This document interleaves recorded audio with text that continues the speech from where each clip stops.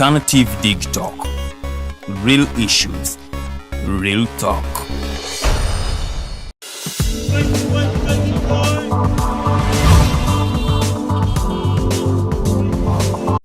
Hi Rogers, can I ask you something? Shoot. What does corruption mean? Well, summarily, corruption is abuse of public power for personal gain or for the benefit of a group to which one owes allegiance. For example, when a public office is abused by an official accepting or soliciting a bribe. By the way, private people can be corrupt too, like bribing police officers to escape fines. Okay. So exactly how does that concern me? Well, do you pay taxes? I guess, yeah. What does that have to do with this? Everything. Because those taxes you pay are supposed to facilitate services you use, like water, electricity, roads construction, medicines in hospitals, name it. Okay, that is much bigger than I thought. But it can be stopped, right? Well, yes it can, although it may not be as easy as it sounds. And here is the reason why. Corruption roots are grounded in our country's social, political, economic, bureaucratic traditions and policies. So, what has kept it going this long? I mean, why don't we stop it? Well, the main reason why it has been here for so long is because institutions are weak, either as a result of poorly defined ethical standards of public service, weak administrative and financial systems, or ineffective watchdog agencies. What can we do to stop it? At a national level, we must focus on strengthening the independence and effectiveness of public institutions that fight corruption. At a personal level, we must commit to never giving a bribe. I promise I'll never give a bribe. Well, that's a great decision you have made. Me and you now have to spread this message to all our friends. If we all do our part, corruption will be no more. This message is brought to you by Alternative Digitalk. Looking for a pair of shoes? Les Hub Stores has a wide range of selection for unisex footwear. We have the best quality of all brands at pocket-friendly prices and with neck deliveries countrywide. Just place your order or reach us on 0772 08 0090. You can also check up at Les Hub Stores on all our social media platforms. Les Hub, craft your own footprints.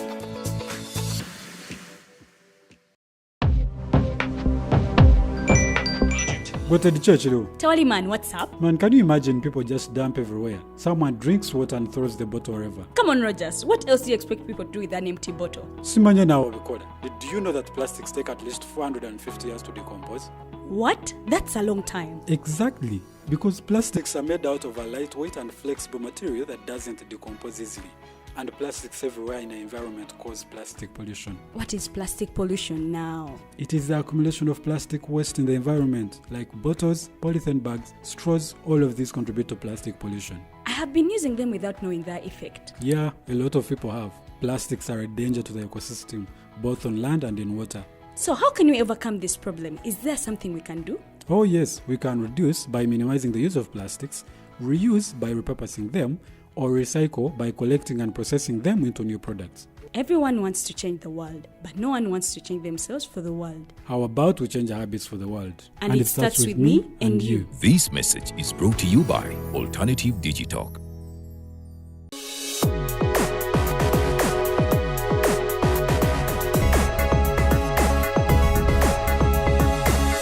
The Alternative Digitalk.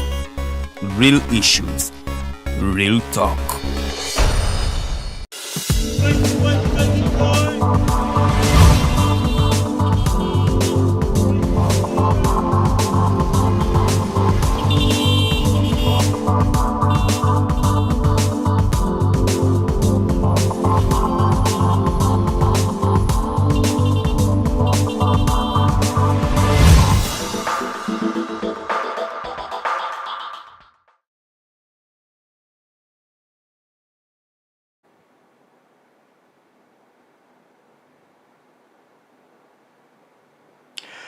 Amacha amalungi gowe natukereddeko amacha ga lero ennaku z'omwezi ndowooza ziri 20 omwezi ogw'omunaana eddaaza 2023 Lunaku lukedde bulungi nga endala y'obudde terina ttabu yonna era nga nange ngoyomale okusobola okwatuusaako updates kwoteeka ne programu yaffe eyawaleero nga ntuuliddemu bato bange mikwano gyange Edgar Matthew Karuhanga akyali mu kuziika jjajjaawe eyamuvaako weekend eno kwoteeka n'Omumbejja Bikobere Farida ali ku mirimu emitongole naye nga kaseera konna ajja kuba atwegattako olunaku lw'enkya. Nze mukose Anode Anthony okuba nga nkutuusaako updates zino then oluvannyuma ennyo twegattibweko muganda waffe ng'ono ye mukwanaganya w'okukuunga oba ye ssaabakunzi w'ekibiina kya National Unity Platform mu bitundu by'obuvanjuba bw'eggwanga Uganda era nga ono tujja kuba tunuulira ensonga ez'enjawulo naye nga mbategeeza nti olunaku lwali ku 8 tulina show ey'enjawulo n'omugenyi waffe okuva mu New York USA ono ye mukulu Lawrence Kiwanuka Nsereko ono nga munamawulire ali mu buwanganguse munakibiina kya DP era nga munabyabufuzi kakundiiri tujja kuba twogeramu ensonga ez'enjawulo nga tutunuulira biki ebigenda maaso mu ggwanga naddala mu mbeera y'obukulembeze bw'eggwanga Uganda kwoteeka n'ebyobufuzi oba giyite governance and politics mu ggwanga Uganda. Era tubategeeza nti interface show egenda kuba kutandika n'ogw'omwezi ogw'omwenda ejja kuba ekyuka okuva ku Lwomukaaga edda ku Lwokutaano ssaawa 6 so tukusaba enkyukakyuka eno obe ng'ogitegeddeko era ogigumire omwezi ogujja ogw'omwenda ejja kuba evayo ku Lwomukaaga edde ku Lwokutaano era nga obudde bujja kuba bwa ssaawa 6 paka ssaawa 8 so gwe wenna abadde takimanyi tugezaako okikutegeeza then mbeera y'emu gwe ayagala okulanga naffe tukwaniriza era gwe wenna alina omukolo ng'ogwetaagisa videography photography tukutegeeza nti tubikola bulungi nnyo gwe yagala okukolera content yagala okukolera akalango gwe yagala okusitreamingira omukolo gwo abali ebweru w'eggwanga babe nga bagoberera ebigenda maaso mu ggwanga tukutegeeza nti butereevu wano ffe byonna byonna ku Digitalk TV tusobola okuba nga tubikola so okujjako mu inbox yange ku 0701 800 oba okuba ku numbers organization MTN 0783 04 77 85 oba 0702 9 7 twogere business so okuba nga tunambulirawo mu mbeera eyo nga bweri bwetyo. Mu kusooka kwa byonna nsooka kuyozayoza Joshua Cheptegei ono nga yawangudde emisinde. Joshua Cheptegei yawangudde emisinde ejja mu bunabyalo oba giyite rather si mu bunabyalo naye emisinde babagiyita meters omutwalo gumu guno gwe muliro ogwokusatu nga wangula empaka zino era tukuyozayoza gwe nga bannayuganda tugamba nti webale okwambusa bendera yaffe eyaggwanga Uganda. Bwe tuvaako awo dakiika 13 zaakayita ku ssaawa 2 tutunuulira obujjanjabi oba embeera y'omubaka Segirinya Muhammad bangi gwamanyi nga Mr Update oba ebiseera biri nga akyakuba essimu ku radio nga tanafuka kwa Parliament eyayitibwanga eddoboozi ly'ekyebando.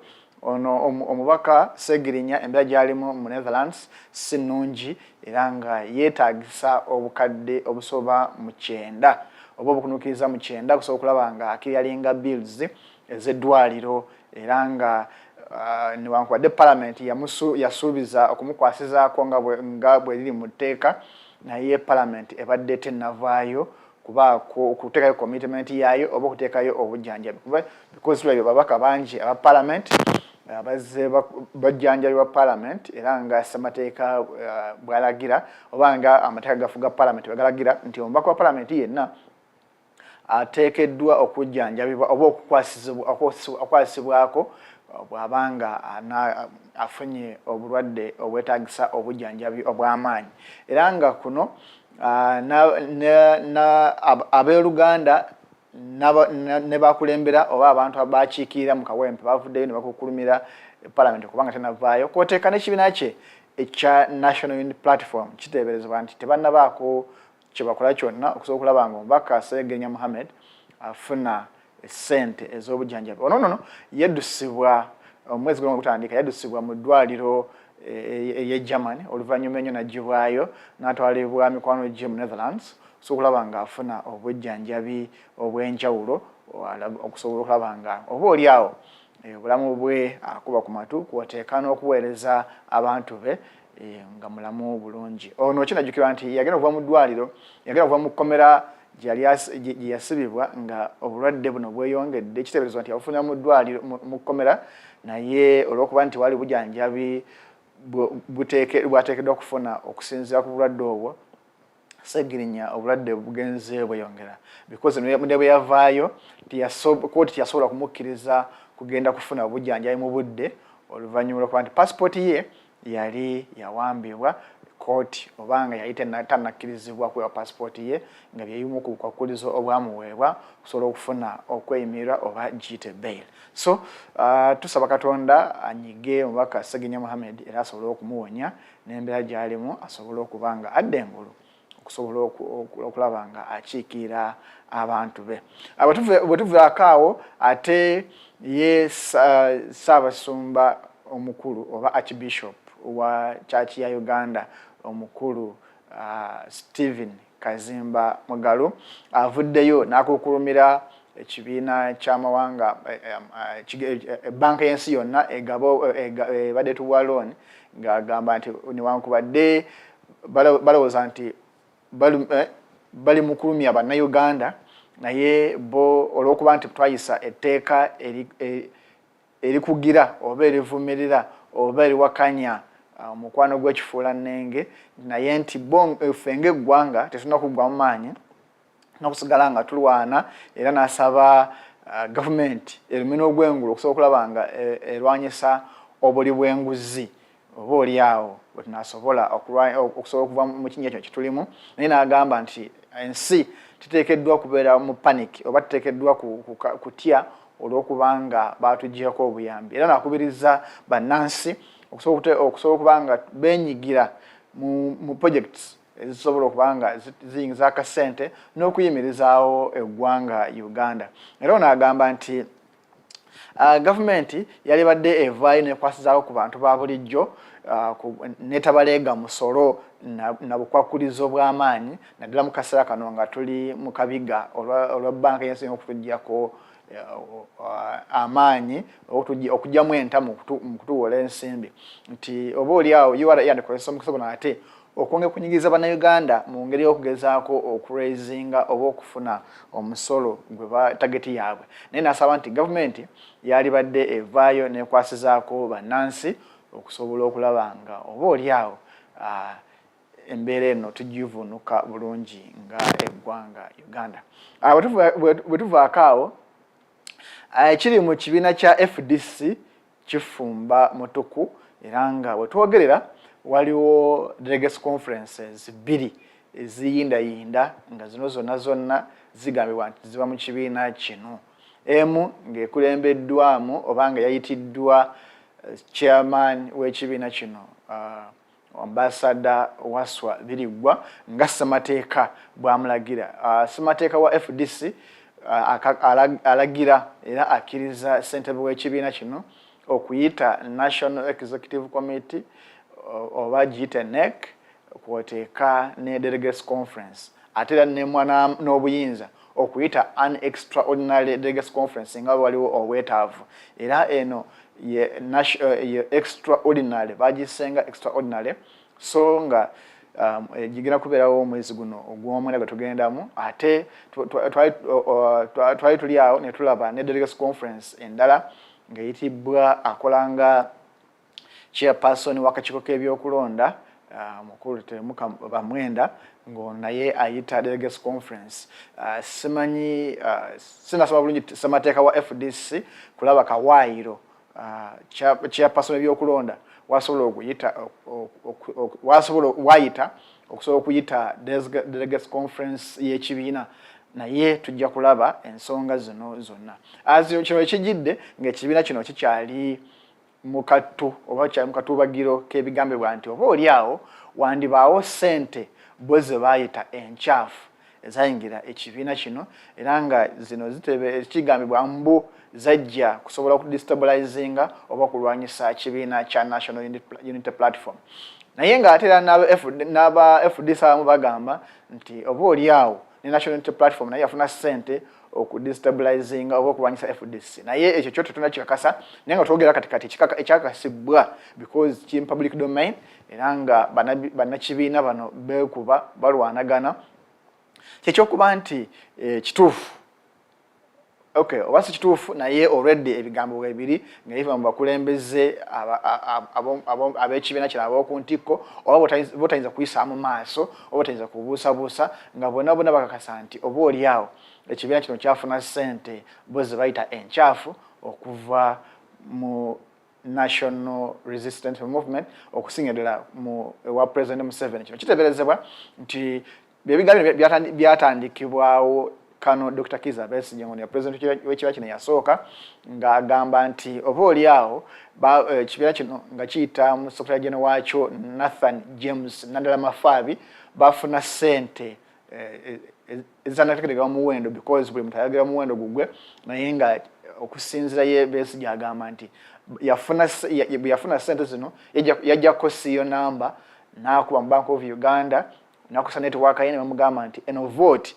oba zino ssente siyo namba zino zezo consignment yagenda mu State House so nga yeebuuza ate ssente yagenda mu State House efuluma yeetya okujja ate neyingira mu FDC. So awo yatandikira ne bakola alipoota namutayiika naye alipoota eyo ate bannakibiina abamu ne bagisambajja ne bagikubamu ebituli nga bagamba nti tiyali alipoota wabula zaali minutes abali bakoze comments abali bakoze reports mumanyi enjawulo ya report ne minutes we wogenda no just no recording agundi ayogedde what so nga report ebiramu investigations nti wamala kungamba byongamba ngenda mu maaso n'enkola okunoonyereza kwange n'envaayo n'ebyenzudde so mu mbeera eyo bwe bityo bwe biri bwe tuvaako ate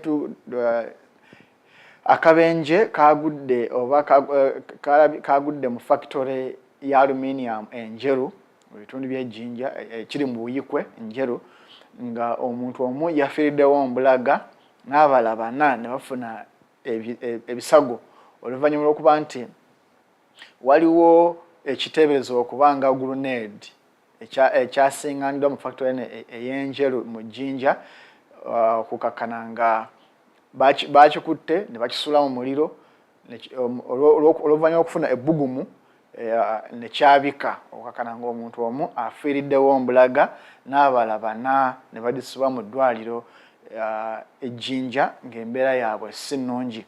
Era poliisi yasabye abantu mwenna bw'oba osiŋŋaanya ekintu kyeweekengera bambitegeeza poliisi ng'obudde bukyali era okusinziira ku mwogezi wa poliisi mu bitundu byesezebwa omukyala Akatoto yategeeza nti oluvannyuma lw'okusuula ekintu kino mu muliro kyabugumye ennyo ne kyabika okubakana ng'omuntu omu afiiriddewo mbulaga kwoteeka abantu abala bana okubanga bagenze n'ebisago tunyolebwamu ne famire kwoteeka n'abo abakyalina ebiwundu n'ebisago mu ddwaliro ejjinja saba Katonda asobole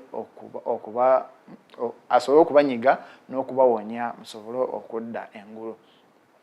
Nga tukyali awo ate era mu bitundu by'ebuvanjuba bwennyini eyo Embaale amagye galumirizibwa okubanga bebamu ku bantu abali mu kubba ettaka okusinza kwa lipoota eyafulumizibwa balaga nti waliwo evictions naye nga zikulembeddwamu ab'amagye era nga kiteeberezebwa nti abantu abawerako ddala bano bo basenguddwa mu mbeera etali nnuŋŋamu so nga balumiriza amagye ne poliisi okubeera emabega w'ensonga zino.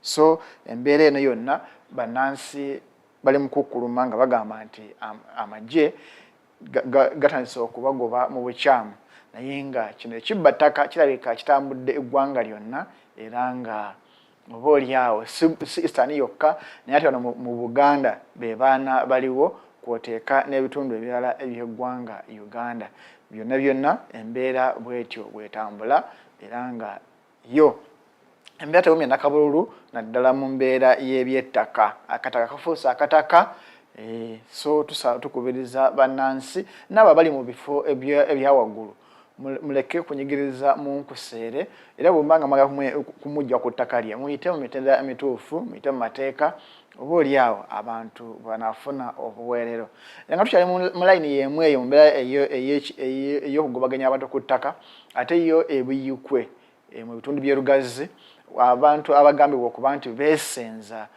ku ttaka ly'eggaali y'omukka nabo utwamiddeko weekend eno nga gebakaaba gebakomba oluvannyuma lw'okuba nti poliisi Legal Corporation ng'ekulembeddwamu poliisi bamenye amayumba g'abantu n'okusaanyaawo ebintu eby'omuwendo ennyo mu kugezaako okuzimba n'okulaakulanya leero okugiza obujja abantu abaweera ddala mu 1,000 tebalinawe begekaluba oluvannyuma lw'okuba nti amayumba gaabwe ebintu byabwe byasaanyizibwawo era okusinza ku bakulembeze ab'enjawulo bagamba nti abantu bano oboolyawo abamu bawuudisibwa ne baguzibwa ettaka erya Uganda Railway naye ate nebaayo abo abaagula ettaka lino mu butuufu so nga bagamba nti newankubadde kale omuntu ayinza okuba nga yawubizibwa naye gavumenti yali ebasuubiza okusobola okulaba nga ebalirira either wagula mu bukyamu oba wawuudisibwa yali esuubizibwa okulaba nga baliyirirwa compensatingibwa nga tebannasengulwa naye kibi nnyo nti ate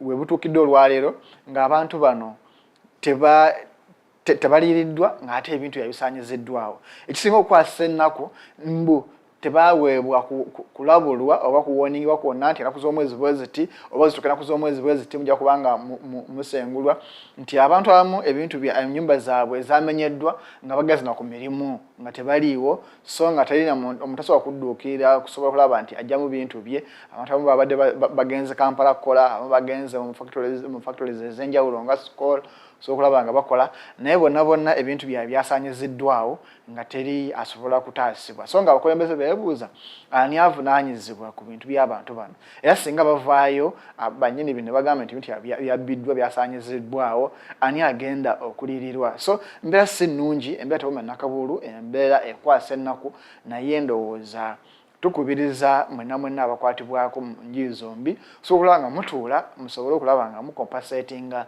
oboolyawo n'okulira abantu bano nga temunnagezaako kusaanyaawo bintu byabwe so embeera nga bwolaba ku screen embeera yo si nnungi naye bannansi batasa okubundabunda mu nsi yaabwe mu mbeera etali nnuŋŋamu so tukubiriza abakulembeze bonna naamwe abali mu bifo ebyobuvunaanyizibwa muveeyo okulwanirira abantu bano musobole okulaba nga abantu bano bafuna ebintu basobola okulaba nga bafuna oboolyawo ensonga gye basobola okubanga baddusibwa balwanirira eddembe lyabwe kuba eno ensi si nnungi era nga ensi yaffe ffenna so mu mbeera eyo bannansi bakyagenda maaso n'okukuluma oboolyawo n'embeera mwe bawangaalira bwe tuvaako awo ate waliwo embeera babaka ba palamenti ab'enjawulo naddala ab'oludda olwabula gavumenti bakyagenda maaso n'okukuluma olw'okuba nti basitula palamenti ne bagitwala okugenda ewa sipiika waabwe okusinkana omukulu gwe bayita MK akulira MK movement ono nga ye General Muhoozi Kainerugaba bano bagamba nti ekyogerwa sipiika okumujagulizaako oba okubaza Katonda tekyali kibi bakiwerokaminga naye nti ate okutuuka eyo ne bateekamu omuntu omulala bo tekyabasanyusa era kwali kubayisaamu lugaayo so bano abantu basigadde nga bakukuluma nga seggwanga enywedde amanaabemu nga bagamba nti tekyali kirungi mu mbeera ng'eyo naye byonna tujja kuba tubitunuulira mu mbeera eno naye munzikirize mpumulemuko katono nnyo nfune ku lwendo lw'amalombe then nkomewo n'omukulu General Moses Bigirwa ng'ono ye mukwanaganya w'ekibiina kya National Unity Platform nga ye mukwanaganya mu buvanjuba bw'eggwanga Uganda naye ng'ono mukwanaganya wa okukuunga oba wayisenga Ssaabakonzi wa kibiina kino mu buvanjuba bw'eggwanga Uganda. Nze mukose Arnold Anthony nga ntuliddemu muto wange Edgar Matthew Karuhanga eyafiirwa jjajjaawe era nga tumusuubira ayinza okukomawo enkya kwoteeka n'omumbejja Bikobere Farida naye ayina emirimu egimukuttemu wano nawale muzikirize mpumulemu katono nnyo bwe nkomawo n'omukulu Moses Bigirwa.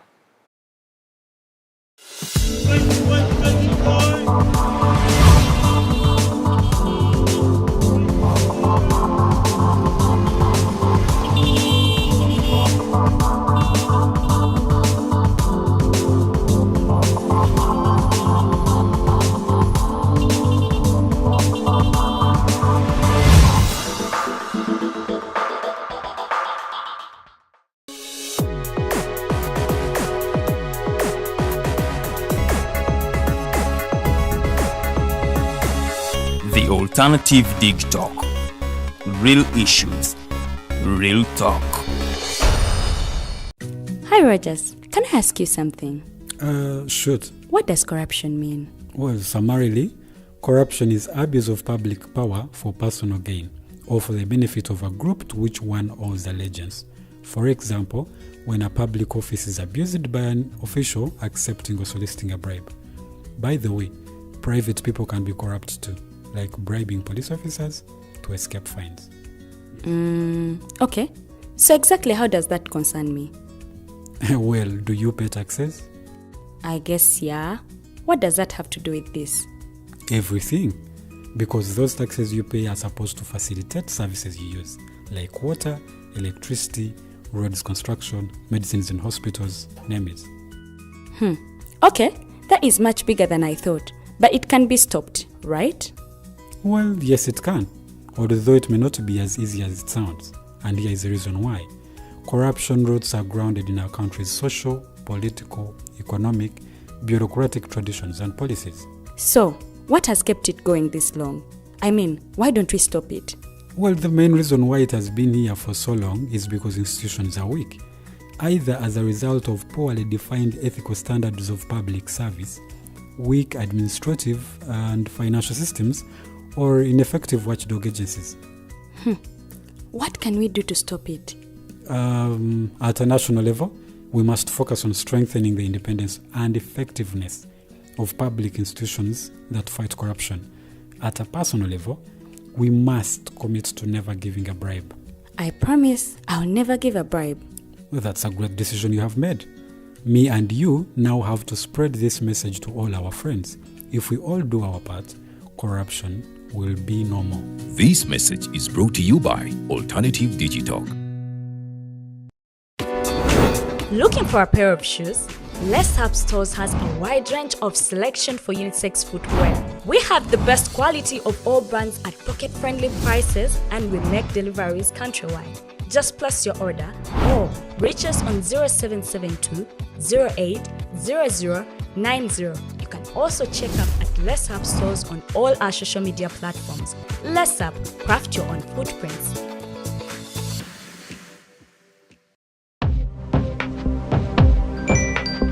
What a church, Tawali man, what's up? Man, can you imagine people just dump everywhere? Someone drinks water and throws the bottle wherever. Come on, Rogers. What else do you expect people to do with an empty bottle? Simanya now, recorder. Did you know that plastics take at least 450 years to decompose? What? That's a long time. Exactly. Because plastics are made out of a lightweight and flexible material that doesn't decompose easily. And plastics everywhere in the environment cause plastic pollution. What is plastic pollution now? It is the accumulation of plastic waste in the environment, like bottles, polythene bags, straws. All of these contribute to plastic pollution. I have been using them without knowing their effect. Yeah, a lot of people have. Plastics are a danger to the ecosystem, both on land and in water. So how can we overcome this problem? Is there something we can do? Oh yes, we can reduce by minimizing the use of plastics, reuse by repurposing them, or recycle by collecting and processing them into new products. Everyone wants to change the world, but no one wants to change themselves for the world. How about we change our habits for the world? And it starts with me and you. This message is brought to you by Alternative Digitalk.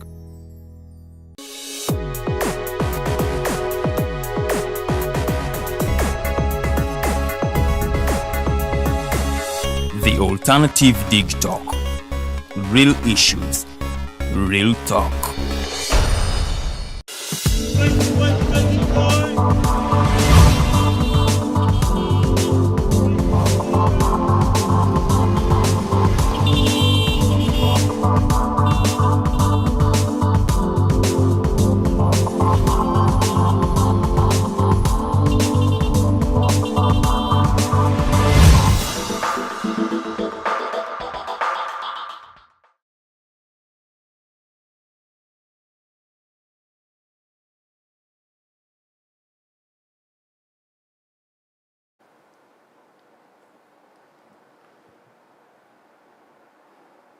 Kale mukangaruke yo mukuumula mwoko oidire ujja kutabula olulimi watu abasoga babiri oidire abaganda bakamba ajira tajiwomya wina kuba nanga muluganda ayenga tudakubanga tabula mu oluganda nga ni kamala ayenga tunatamuko olusobo kubalaga nti tuluidi otude Kampala kitegeeza nti tweraberega ife nayenga mukulikero dala mukuumula mwoko mwebala kubanga abanyere kulendula amalombe okusinza ku ggwanga woliya iyo abamunga budde bwa misanaamu bwa kawongeze bwa kacha bwa kaziba so okusinzira wona labira oba wolabira sho eno kulika yo mukumula kutonoko nze mukose Anthony ngamba tegezeza ntuliddewo Edgar Matthew Karuhanga yagenze okwerekera jjajjaawe eyamuvudde ku maaso kwoteeka n'omumbejja Bikobere Farida naye ayina ebikyamukutte naye nga olunaku lw'enkya bajja kubanga webali buterevu nga banategezeza nina omukulu General Moses Bigirwa 005 oba 00 number 5 ono nga ye saba kunzi w'ekibiina kya National Platform obuvanjuba bw'eggwanga Uganda so tujja kubanga tutunulira ensonga ez'enjawulo ezigenda maaso mu ggwanga mu mbeera y'ebyenfuna ebyobufuzi nebyobukulembeze bagite economics governance and politics jobanga tubitunulira okusobola okulabanga oba oli awo ye atulaga ye ng'omukulembeze ensonga zino zitambula zitya zali badde zikwatibwa zitya na kiki ekyaziremeseza munzikirize atulamuseeko then tandikirawo jeno tukwaniriza nange obukyanga lwanga lwa Mindi lero nina nange onkyaziza nakati nengeje eshonga ye abuli mani kati lero gwankyaziza gwe mugenyi wange abatulaba abalungi nate ndi musanyufu okubeera wano ku makya ga leero kubanga mu Uganda buli olukya ne luziba tulubala nti tuluwonye eba achievement y'amaanyi so ndi musanyufu okubanga nkyassa kiriza nsaasire abafiiriddwa enganda zaabwe naddala muganda afediga yafiiriddwa jjajjaawe katumusaasire amuwerekere bulungi nnyo ate asobole okukomawo ku mirimu n'abalala kubanga abantu bangi nnyo abaziikibwa buli lunaku mu Uganda so tubasaasira bakyali ku bitanda namwe tubasaasira abalina bimutuuseeko ebitegeerekeka namwe tubayozaayoza naye temujaganya nnyo kubanga obulumi bwe businga obungi abantu bali mu bulumi obw'amaanyi so tulowooza nti bw'oba olina achievement gy'ofunye sigala ng'oli nomo yes kubanga oyinza okuincitinga violence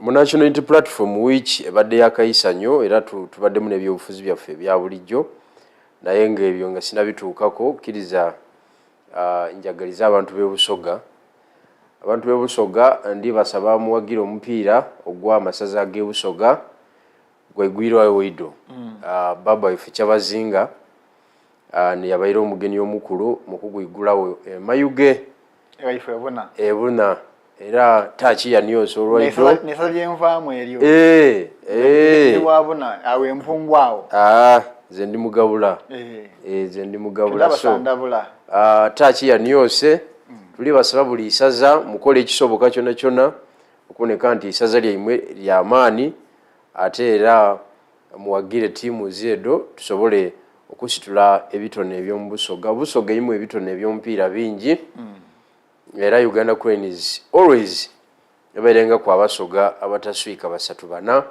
ate nga abandi balekeibwayo bulekebwe. So tournament ey'onkulu ino tulowooza nti tugiwa obuwagizi bwaife esobola okutambula obulungi. Sebo neyanziza nnyo kaninde emiramu ajo ogenda okwanjula ate tutandikira awo. Kale tweyanza oyo General Moses Bigirwa number 005 bwegamba mu ranking number 5 wekibiina actually numbering eyo eri PPF PPF 005 People Power 005 People Power Forces 005 kale obanze nalibadde namba mmeka kati ndoza namba zaggwayo n'okuwa ate nsobola kuggwayo tukyawandiisa bana Uganda kati nze ayingira olwaleero ndowooza kisinziira olaba ne Luweero wali abafuna enamba ez'okumpi naye nga bajja luvannyuma kati abantu nga bakayura bali mu kayura ali mu 5 ate ajja luvannyuma ali mu 5 naye nga wali abasajja baali basookayo ate kati numbering yaabwe yajja luvannyuma nnyo naye kati bwe yamwetandikirawo so kati olwedde ati nga bw'obimanyi era nga bw'obimanyi abantu ino bawe enamba ne bamayi kuba kati nze struggle nagitandika right from the first day eyakyagulanyi kakati nalibadde namba mmeka kale mukadde ali atya kati ali mu mbeera ki mukadde gyali ntawanyamu nange nga bw'omanyi abakadde abali mu myaka 65 ku 7 ababeera bamaluwalira bwenva wano nziruka buyende kumukimayo ate leeta afune ku bujjanjabi obw'enjawulo saagadde muyisa nakumpewo kubanga saagala nnyo ku exposinga kyembandiko naye nga bakadde baffe bonna emyaka gye balimu gyakulwalalwala esebo kale katumusabire atereere oba oliawo asigaye kuba tukyamwetaaga amanye eriiso ly'omukulu awadugala wewalaba watuvaako ate ffe kyangu nnyo okuwaba so kale mu mbeera eyo ndowooza tandikire mwasuddewo mbaka Seggirinya twali badde tusuubira nti family esookerako ddala yeya National Unity Platform because tukize tugaane y'omu ku bantu abadde bakutte ebendera y'ekibiina kino tasobola kumalako speech nga tayogedde ku Kyagulanyi ate tukumugako bwogezi naye okulaba nti bendera y'ekibiina kino eyimusibwa naye ali mu ddwaliro bwetwogerera nga ali mu kulajja n'atunda bibye byalina bitonotono kiki lwaki ye temufudde nga mwana no Honorable Seggirinya Muhammad yona gyali tumusaasira tali kumpi ali mu Germany so sigamba nti ojja kugendawo wali omutwalire yakatunda njagendayo omutwalire ekyendaazi nti oba ali mulago naye Honorable Seggirinya ekisooka toyinza gamba nti tumusuddewo oba tukozeeko injustice y'amaanyi ne unfairness kubanga n'ebizibu byabaddemu ebyekkomera ekibiina kibaddewo nga kiprovidinga legal service nga kiprovidinga abantu babewaka okubalabirira ate nga yafuna omukisa nti naasibwa nasigala nga mubaka wa parliament almost okumala emyezi nga 24 so ekibiina kibaddewo naye omubaka wa parliament yenna bwafuna obuzibu obw'ebyobulamu ebeera mata ya public ebeera mata ya government in this case ebeera mata ya parliament kubanga parliament ebainako insurance providinga meeting bills eza health y'ababaka ba parliament obadde ng'obalaba wano nga babalinyisa ennyonyi babatwala mu nsi ez'enjawulo nambooza kibaddemu mabeerangiraawo nti gwe badde olwala bwoti bakakuspendingako bweziti yes ebimu twali tetubimanyi nabimanya ffe abali ku kabalaza so balina privileges ez'enjawulo but jo nalabye akatambi nga Honorable Nsereko ayogera naye ku line ng'agamba nti parliament yaganye okumuyamba mbeera y'obulamu bwakola ki bwalimu bwalimu so twakipiikingidde awo nti parliament egenda ku meetinga bills ez'eddwaliro lyakola ki ate ng'eteekwa buteekwa oba eyagala oba teyagala kuba kiri mu rules of procedure zaabwe so naye nga secretary general waffe ate nga ye chairperson wa finance committee eya NUP alina emirimu egy'enjawulo gy'aliko mu nsi y'e Germany ate nga n'omulwadde nawe Busegirinya naye ali Germany so Netherlands awo naona waali awo ali mu Europe visa yemu visa y'e Germany era eyingira Netherlands so ajja kumulaba asesinga embeera alabe gravity y'obulwadde bwalimu tulabe kitusobola okukola ng'ekibiina naye ng'omulimu ogusinga obukulu gwa parliament okujjanjaba omubaka waayo ekyo oba eyagala oba teyagala ogwo omulimu gwa parliament naye ffe nga mikwano gye bakomuleds be kati level gye tuliko wano yakusaba yakusaba asobola okukola ki okuvaayo ng'akyali mulamu akomewo tutambuze emirimu naye tulaba ebiseera bisinga ababaka parliament betubeera nabo omugaso gwabwe ku amplifying amaloboozi gaffe kati waliwadde osuubira nti olwokuba nti NUP kyekibiina ekirina ababaka abangi mu oluguudo olwabula gavumenti kyayadde nga amaloboozi gaakyo gambuse ku lwa Segirinya naye tetunawulirayo maloboozi gali awo kuva mu parliament nti omunnaffe omubaka bukyanga agenda kuba tulaba wano ababaka abasinga bagenda okuva wano nga already bali cleared namboza abadde agenda kuva wano almost part of the payment is made omugenzi speaker Olanya yagenda kufuluma wano almost process tandiseeko ne kuno parliament yakkiriza Segirinya okugenda twali tusuubira nti we bamukkiriza ne bamugamba n'afuna clearance ya parliament nti oba oli awo ayina step etambudde obuzibu bukyavudde olwaki Segirinya temunavayo kwambusa maloboozi ndowooza mata ye eteekwa okwapiaringa ku floor this week kubanga yalabise this weekend nti parliament emukoze eki so ababaka baffe bonna wali eri tebayinza kuva ku muzindaalo nga tebajja addressinze because olwaliwo kiri ku Segirinya nkya kijja kubeera ku mulala kati procedure ya clearance gyesimanyi bulungi etandikirawa etwala bbanga ki era ekomawa so yo saagala gikomentingako nnyo kuba simanyi oba yagigoberera oba teyagigoberera kuba waliwo obulwadde okugwira obwamangu nga tojja kulinda clearance so noga kangendenga paperwork anakola ki anansangayo wa parliament kyendowooza nti yembeera gye yalimu so chief whip waffe honorable Nyambeshe leader of opposition honorable Mpuuga mugwanga mwebali deputy chief whip honorable Manjeri kibakutiika n'ababaka baffe bonna abali vibrant ku floor webali eyo mara tebasobola tebagiteeka ku floor kubanga nabo ebe bakwatako kobe wenaremu kobe toli wenaremu ekukwatako nawe ekimbe kijja kukuba pepe wakawaluwewo tukuziike ate fano mu Uganda okufa tekukola mawulire kyabulijjo wano okufa kyabulijjo taxi nambe eggwawo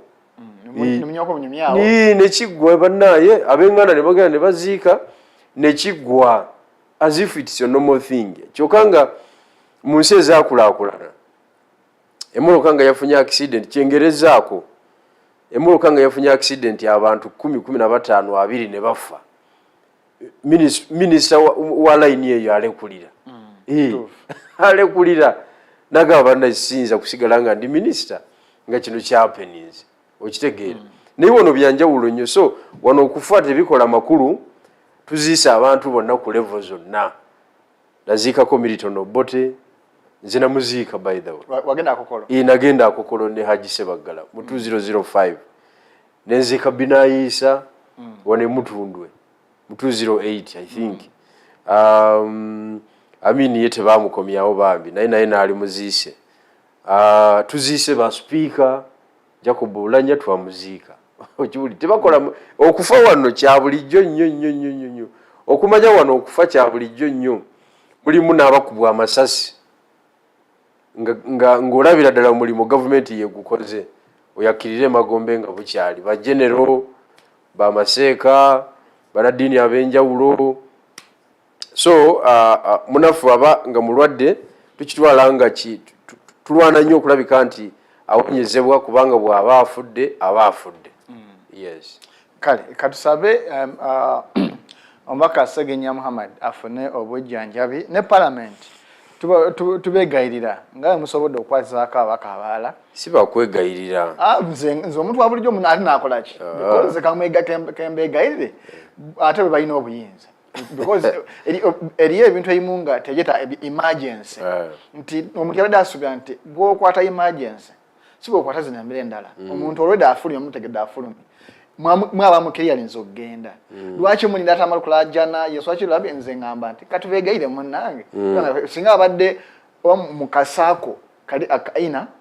tebalirinze nabino twalitegera nakutegeera naye of course olwokuba ali ku mabbali ndowooza y'ensonga lwaki kale nga tukyali mu parliament mukulike eyo ebukedeya lwaki sikulisayo gwe nga 005 because twagenda era toliyo subscribing ireyo naye olwokuba nti ebuna byabufuzi ate muna Uganda nkulisayo mu capacity eyo babanjulira General Muhozi Sunday by generator olowooza kana akabonero kalagaki okwata parliament because bwengamba nti parliament namba webanga ababaka bali 3 nga tulina parliament y'abantu 5 tukitegeeza wedde singa tugenza ku democracy ne bagamba nti ani alonda Mukola ali nga president w'eggwanga Uganda twala tu parliamentary democracy wekanga bagamba nti Muhozi gwe tulonze kuba baka 3 n'okusaba bagenda bwenga muna byabufuzi amaze ebbanga mu kisaawe kino kano kabonere ki akalagiddwa ku bino yabadde etteeso etteeso kisooka abakulu ababaddeyo tubakulisaayo mukulikireeyo ddala temwafunye bubenje mwatambudde bulungi ne mugenda ne muzina amasejjere ne muli ebicepere ne mukola ebyobufuzi ne mukomawo tubakulisaayo but Uganda omukadde n'atali mukadde n'omwana omuto ebigenda mu maaso olwaleero buli muntu ajja bisasulira bwe tubanga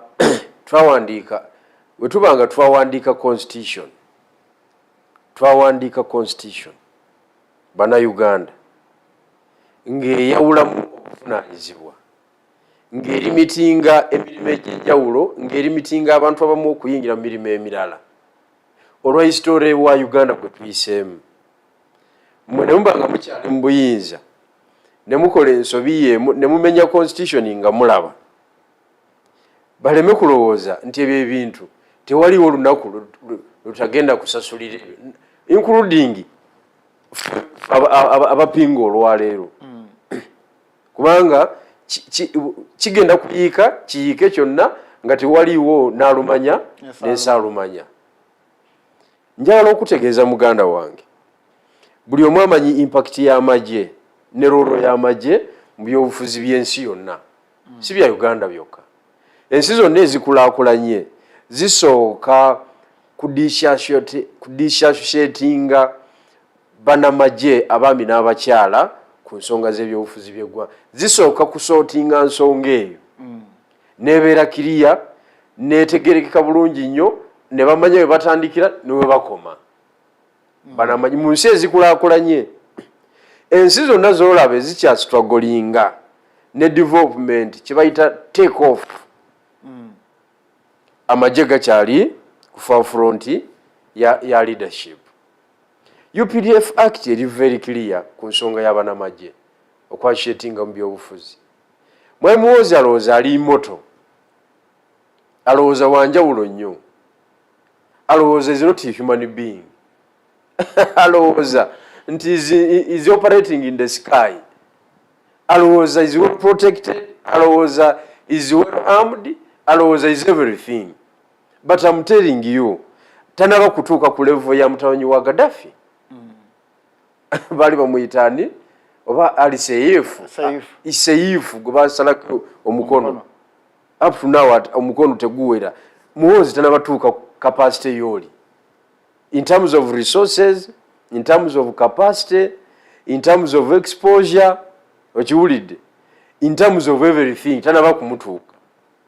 But okubanga alirako ennyo Seifu ng'alirako ennyo alina omukono ogwo gumu taata we yafa n'awunya n'okuwunya abantu ne bagendayo okulaba ku mulambo gwa Gaddafi nga bakutte ku mumwa bwe bati nga Gaddafi yawunya ng'ali ku nsi tamanya gye bamuzika kati nkugambye banyina babakuba ebikompola waliwo omuganda omulala gwe bakuba ekikompola n'abeera beyond human repair nga temusobola kuyungayunga bunyama bwe obusigaddewo aziikibwe. So kyemusabira family eno tewali sabye esaala eyo era sinabagambako nti ajja kufa bw'atyo, but nkugamba the moment you undermine public institutions ng'okyali mu power, the moment you misuse power eggwanga oba olitwala eyo. Omuntu w'amagye tosobola kuba lukuŋŋaana lwa byabufuzi. Omuntu w'amagye ng'okyali mu uniform y'eggwanga tosobola kusimbya babaka ba parliament line nga balinga obwana obuto obugenda okunywa obuugi ku ssomero. Eyo line twagisimbanga nga tukyalina muli kya primary school. Naye Jeno olinganga otunulira ebintu bino weekubira nti olwaleero bwekibanga tulina abakiikira amagye mu parliament tukimanye bulungi nti institution ya byabufuzi olunaku lwe twakkiriza ne bajja mu parliament ne muwakanyako ne mukikumyawo olunaku lwe twakkiriza abamagye okunya byobufuzi kati ye muhoozi omunenyaki okubanga munamagye naye nga ali active at the same time ali byobufuzi because n'abakiikira amagye nabo bali active. No kakati baframers ba constitution ya 95 bali balowooza nti olw'okubanga historical background ya Uganda eyali characterized by instability and political imbalances. Political imbalances kyentegeeza nti waliwo ebyagendanga mu maaso mu parliament nga tebikwatagana n'abali mu balakisi ne top leadership y'amagye oba ne high command ezaliwo mu biseera ebyo. Kati ne bagamba nti katufuneyo ababaka 10 abakiikirira amagye babenga amagye gatambulira wamu mu kumanya kw'ebyobufuzi by'eggwanga ne bana byabufuzi. Ne bajja mu parliament era nga balina limitation okiwulidde bakuba akalulu naye tebadibetinga okiwulidde nga batunula butunuzi ne balaba ekikola ki ekigenda mu maaso. Of course akalulu konna ke bakubye badde bakubira ku side ya commander in chief waabwe, but ekiseera kyatuuka era muli mwaka waayiro mu constitution nti wajja kubeerangawo review ey'ensonga eyo tulabe banamagye bakyetaagisa okubeera mu parliament okiwulidde n'emisango ne giteekebwayo mu kkooti egiraga nti bakyetaagisa okusinziira ku ggwanga werikoze eki werituuse. Naye kati numbers mu parliament yafuuka ensonga ey'okubeezaawo omuntu sekinnoomu, so nga yeetaaga nnyo that numbers mu parliament okuyisaawo byakola ki byayagala in terms of constitutional amendment, in terms of voting ku nsonga yonna government gyeriko, in terms of physical appearance nti nze alina numbers kwegamba kyafuuka ekintu ekita kyalina makulu eri eggwanga. So olabira ddala nga ne relevance y'abakiikirira amagye teriiwo, ebadde challenged mu kooti, ebadde challenged ku platform zonna, naye kati baasigalawo olwa interest za commander in chief. Naye eyo nga tuvuddeyo kubanga si ensonga enkulu. Ensonga enkulu ye ya Muhoozi okuzanya ebyobufuzi openly n'akuba enkuŋŋaana uninterrupted, n'akuba enkuŋŋaana nga yeyambisa impunity, yeyambisa taatawo okubanga akyali mu ntebe n'atyoboola amateeka g'eggwanga gonna, ekyo ate okukisasulira tebakulimba. Jeno nga bwe tukoma mu kuwummula njagala oyawulira munnayuganda D. Muhoozi omuwabuzi wa president corporations ez'enjawulo lwasinkana bannansi Nadir Hoze Monamaje lwatana kusinkana bannansi so katufunemu katubumu katuno nnyo bwe tukomawo njagala Geno Bigirwa alinyole bulungi because wano abamukuti akadingidi bagamba nti Muhoozi asinkana abantu nga omuwabuzi wa president w'eggwanga Uganda kyokka ate bannabyabufuzi bagamba nti ono ayina bid ey'ebyobufuzi ey'okwesembawo oba okusikira oba okuddira kitaawe mu bigere nze mukose Arnold Anthony kyagenda mu maaso eno nsonga nkulu tulina okusobola okulaba nga tuyiga tugimanya okuva ddala ewa mukulu Geno Moses Bigirwa 005 katukomewo.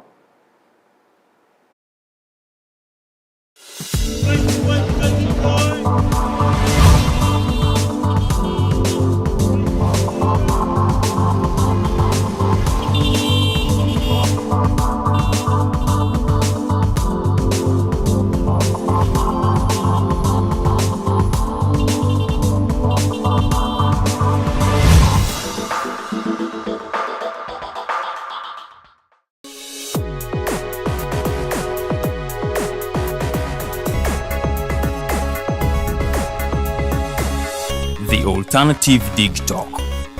Real issues, real talk. Hi Rogers, can I ask you something?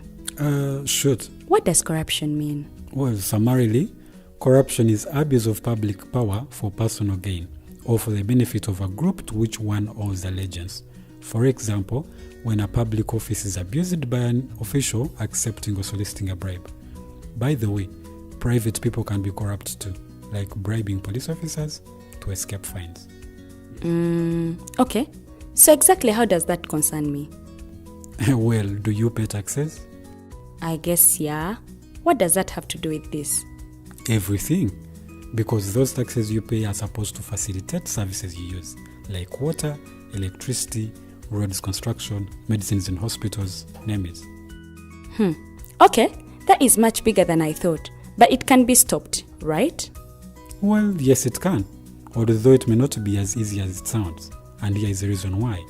Corruption roots are grounded in our country's social, political, economic, bureaucratic traditions and policies. So, what has kept it going this long? I mean, why don't we stop it? Well, the main reason why it has been here for so long is because institutions are weak, either as a result of poorly defined ethical standards of public service, weak administrative and financial systems, or ineffective watchdog agencies. What can we do to stop it? At a national level, we must focus on strengthening the independence and effectiveness of public institutions that fight corruption. At a personal level, we must commit to never giving a bribe. I promise I'll never give a bribe. Well, that's a great decision you have made. Me and you now have to spread this message to all our friends. If we all do our part, corruption will be no more. This message is brought to you by Alternative Digitalk.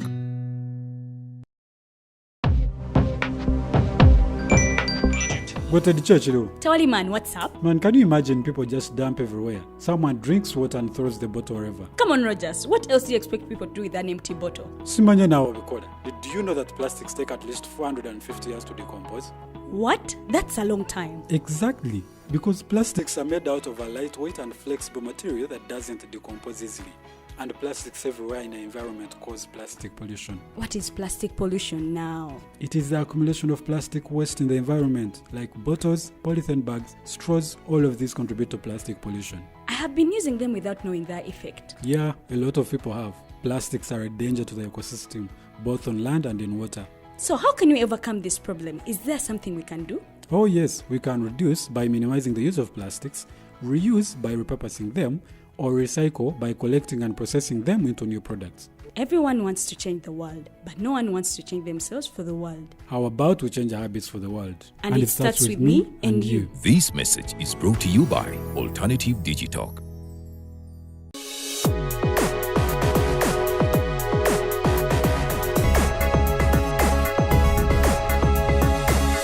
The Alternative Digitalk. Real issues, real talk.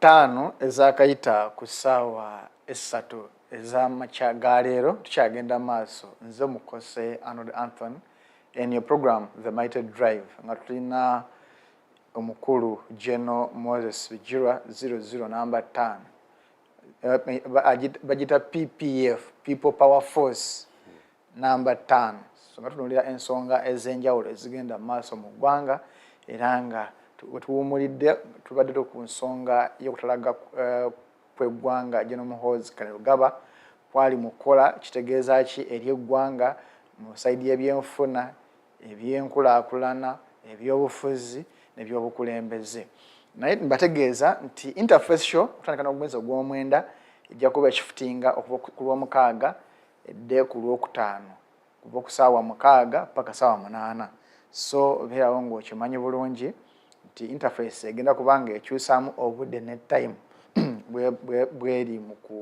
bwegenda okubanga eragibwa naye nga ejja kusigala nga Dr. Kizza Besigye tukutegeeza nti olwaleero ku ssaawa 8 tulina Munnayuganda ali mu exile ono nga yawangangusibwa yali munnamawulire munnakibiina kya DP Lukulwe munnabyabufuzi Kakongoliro lecturer bamuyita Nsereko Lawrence ajja kubanga tumulaba nga atunulira ensonga ez'enjawulo naddala ebyobufuzi n'obukulembeze bw'eggwanga Uganda tosobola bajja kuba boogera ensonga ez'enjawulo zijja kubanga eno special broadcast oba broadcast ya njawulo nga omukulu Lawrence Nsereko agezaako okubanga ataanya ensonga zino zonna ojja omanye amaze ebbanga nga y'omu kuba babadde bagezaako okwanaganya opposition oba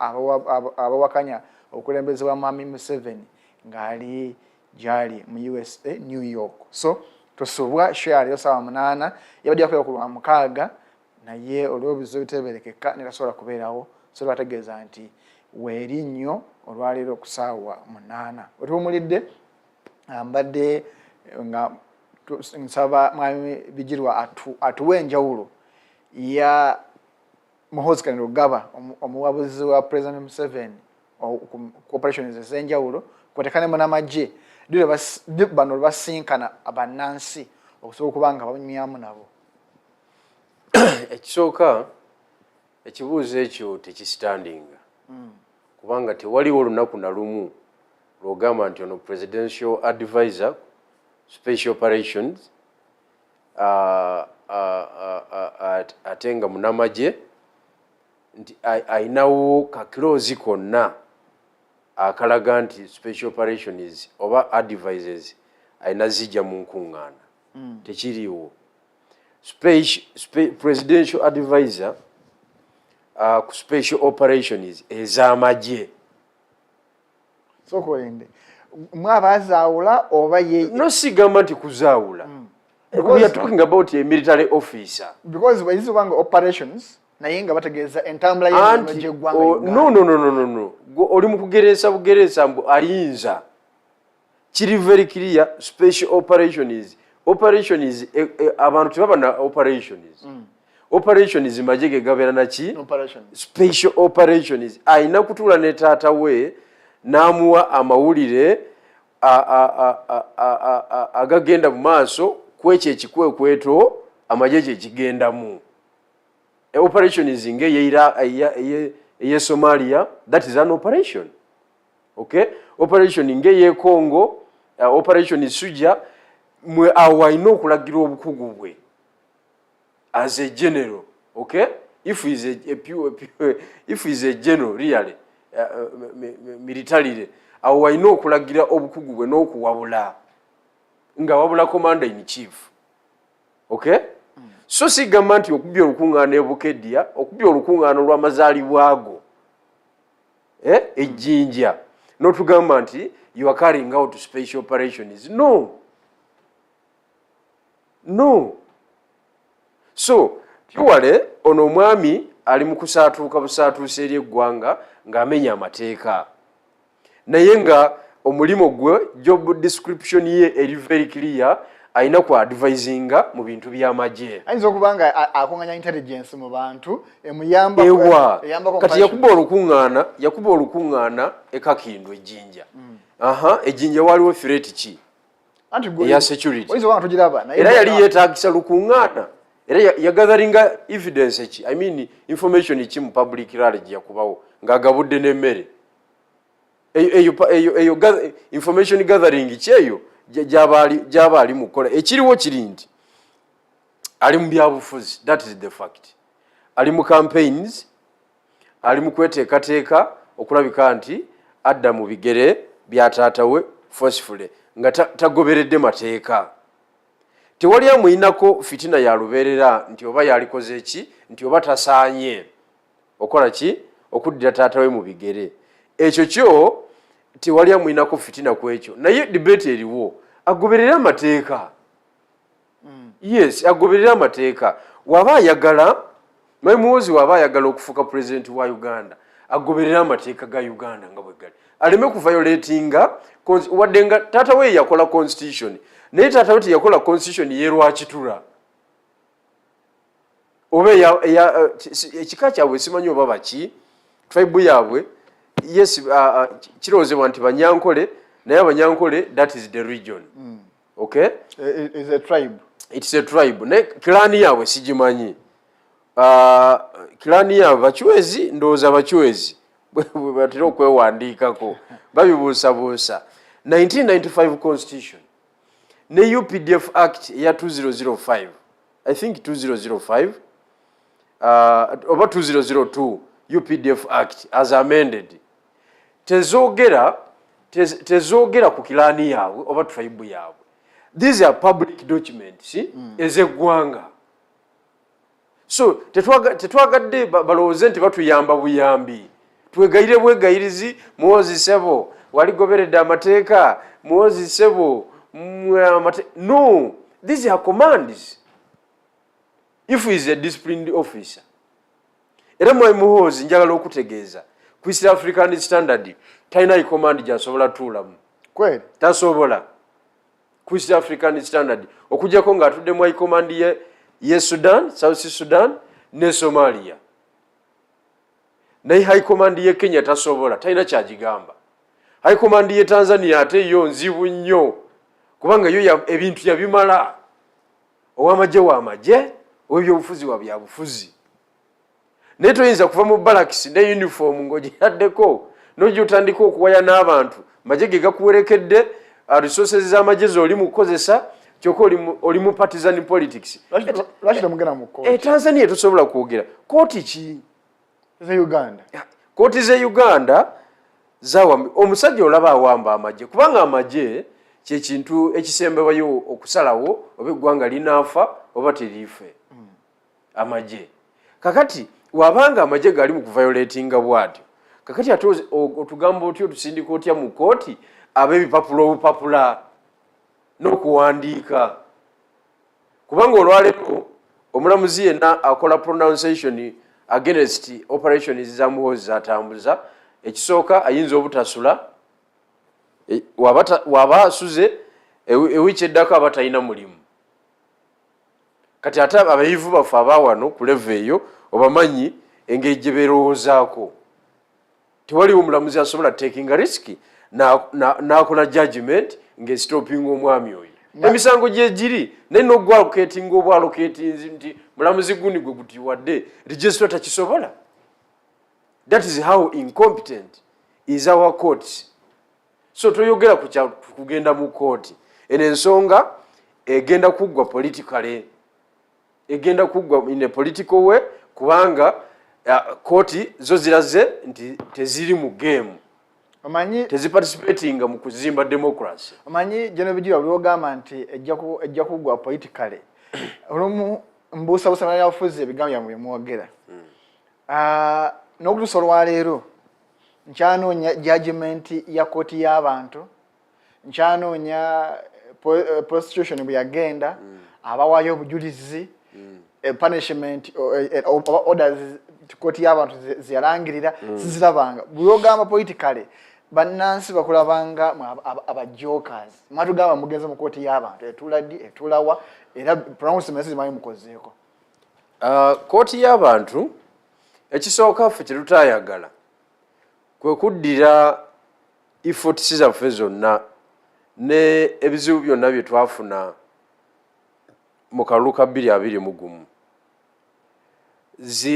zijolongwe mwami Owinyidde olonge wamulaba we yekondakitingamu twamuzuulira ddala nti yali talinamu mpeke yonna wadde akatono nnyo bwe kati akawa relevance y'omusango gwaffe ne tugamba naye lwaki tumala obudde ne mwami Owinyidde ayogera oluzungu olungi ennyo naye nga terulina makulu kwegamba tulage n'okulaga nti ne kooti zikyaliwo nti era twatuteyo omusango ne gugoba mwami Owinyidde walaba we yekondakitinga mu biseera ebyo niye twatuuka ku level nti waliwo omulamuzi omukyala Kisaache Esther Kisaache eyawa dissenting judgment nga yetakkaanya ne judgments endala ez'Owinyidde ne ttiimu endala walaba engeri gye bamuyisaamu just to give a dissenting judgment ekintu ekikirizibwa mu mateeka okibulidde omulamuzi Esther Kisaache yagisomera wabweru wa kooti tenti baagijjawo ebizindalo baabijjako n'okumusindiikiriza ne bamusindiikiriza namugamba ebyo ebintu byo genda obiso including okukwata ebipapula bye ne babiwamba Owinyidde really ng'akola ebyo ye chief justice kakati oyingire kooti kyeyo now kye twategeeza mu public court bannayuganda bonna twali tutegeeza bannayuganda bonna nti we are responsible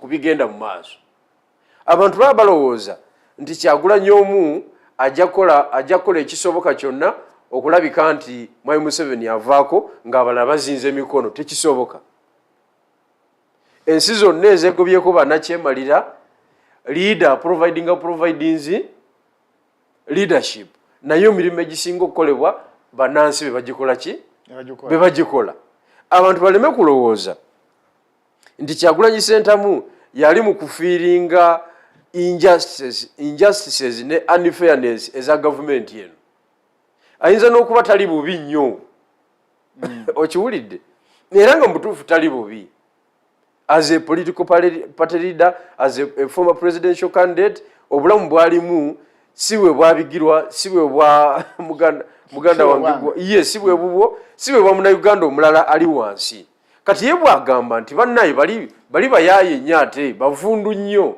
siyinza kumalirayo budde omupiira ngubaddiiza gwe n'osigala ng'ozinza emikono ensi naawe oba ogiriddemu olukwe so public court yali etegeeza ki buli Munnayuganda aparticipating mu mbeera y'okuleeta enkyukakyuka tetusobola kulekera muntu omu buvunaanyizibwa obwo tekisoboka so Munnayuganda yenna nga ntandikira ku gwe muganda wange abuuzize ekyo ekibuuzo soka weebuuze gwe mu byagenda mu maaso wazanya rooro ki kubanga Kyagulanyi sigamba nti ekyamuleeta mu byobufuzi yali mwavu teyali sigamba nti yajja kunoonya mbeera nnungi agagawale sigamba nti yali abuliddwa ekyokukola yali abiri byonna era nga mu butuufu ebintu byonna bye yali ali Kyagulanyi Ssentamu nga bw'obiwa omuntu omulala taba na nsonga lwaki ajja na mu byabufuzi agamba nti nze nkoze ki nze maze but the young man sacrificed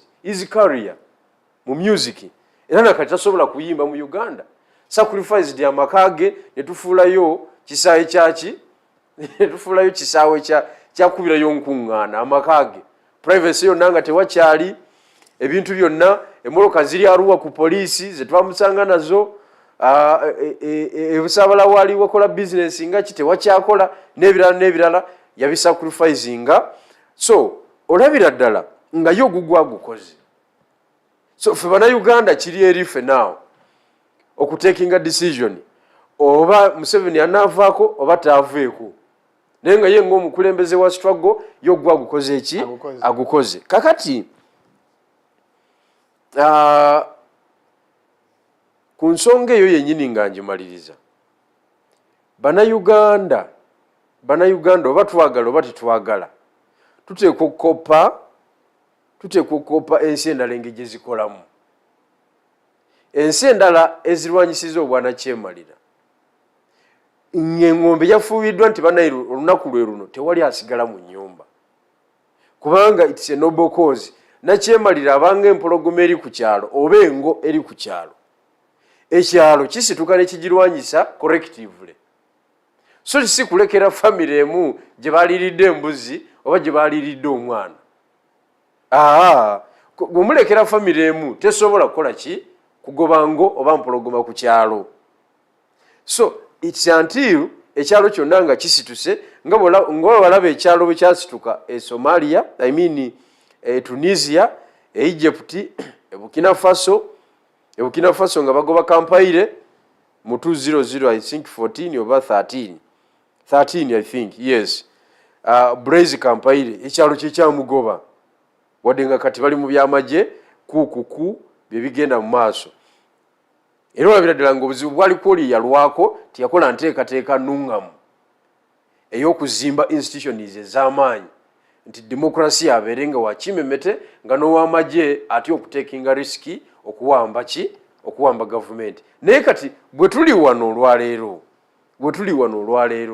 Mwai Museveni watagaliramu bw'ati. Mwai Muhoozi aleme kulowooza nti ali kayoweevu. Mwai Museveni watagaliramu bw'ati tewagenda kubeerawo central command kukiddako tebakulimba. Era tuddayo nga bw'olaba Burkina Faso bweri, nga bw'olaba Niger bweri, nga bw'olaba Mali bweri nti omusirikale omwangu ajja kulangirira. Manye ekisinga okunsanyusa kwana yabufuzi kwe kubuulira amazzi naye nga munywa omwenge.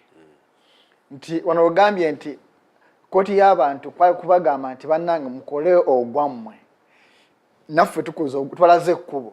Naye ebbanga lyonna ndabye Kanokiza Besigye ng'ali ku nsonga ez'abantu ba bulijjo because Besigye tasobola kulemera muti gwa sabbuuni, tasobola kulemera kiro lya sukaali, tasobola kulemera amafuta gamutusa mu kibuga.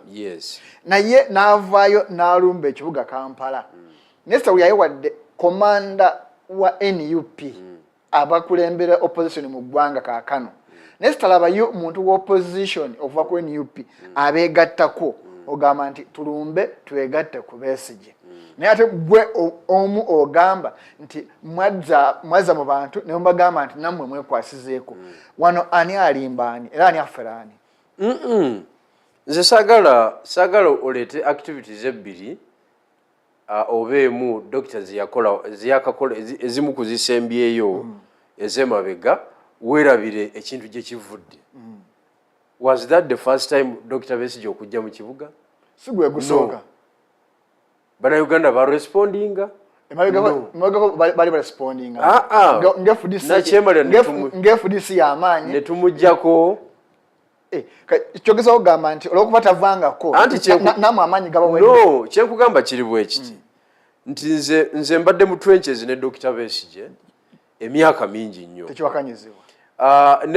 Ne activity yali esukkulumye ku ndala zonna eya walk to work na participating 100% era twamalira nakasongola mu prison ne Dr. Besigye. Tekiwakanyizibwa. Kakati ekizibu si kya bano ba leaders omu oba babiri abatarespondinga ku olwo. Ekizibu kya bannayuganda bennyini be tulina okusomesa bategeere obuvunaanyizibwa bwabwe bwe buliwa. Ekizibu kyawo tekibeeranga ku komanda nti kati komanda kyakomandinze. Ekizibu kya response y'abannayuganda kyekyaganye mu okusomesa bannayuganda nga bw'ogamba nti beetaga kusomesebwa. Obuzibu kyalemedde obuzibu buvaawa? Obuzibu ekisooka buva mu resources okugenda okusomesa abantu mu field. Ekyokubiri kiva mu nature y'abannayuganda, nature yaffe. Nabadde nkola research omusajja omu n'aŋŋamba nti bannayuganda obalaba nti ye bwe baba banaawagira ekintu kyonna bawagira kituuse. Okay? Mwe ng'abakulembeze mulina okusala amagezi babawagira mutuuse. kiwulidde naye mu process tebagala nnyo okuparticipating era yabadde ekyokulabirako n'aŋŋamba nti bannayuganda okumanya tebasobola kwegatta gweddayo mu bika byaffe ne mu families zaffe ku family level okay osooka olabe enjawukana eziri ku family level okimanyi nti omwana gwe wazaalibwa naye nga maama we y'omu ne taata we y'omu wallahi aba tayagala ofune obadde okimanyi ffe waffe gyebiri eyo ebusoga nzi nesimba we yebuyende bafamily member ne batampa kalulu nti Bigirwa bwagenda mu parliament agenda tugaggawalako nga yo family member yakola ki yakyogera naye nga tamanyi kye kitegeeza family kubanga erimu honorable naye asobola kitegeera ate ng'omaze kola ki ng'omaze kutuukayo n'agamba nalaba nga talina school fees omwana we bamugobye ng'akasimuko kalina okukola ki but mu process gendayo tayagala ogende so tulina okukola research tulina research amala as political parties and other actors ku characteristics z'Abannayuganda tetunagikolako research ekola ki emala ekyokubiri bw'otunuulira background ya revolution zawane zikola ki zibeerawo ne political changes tezibadde fully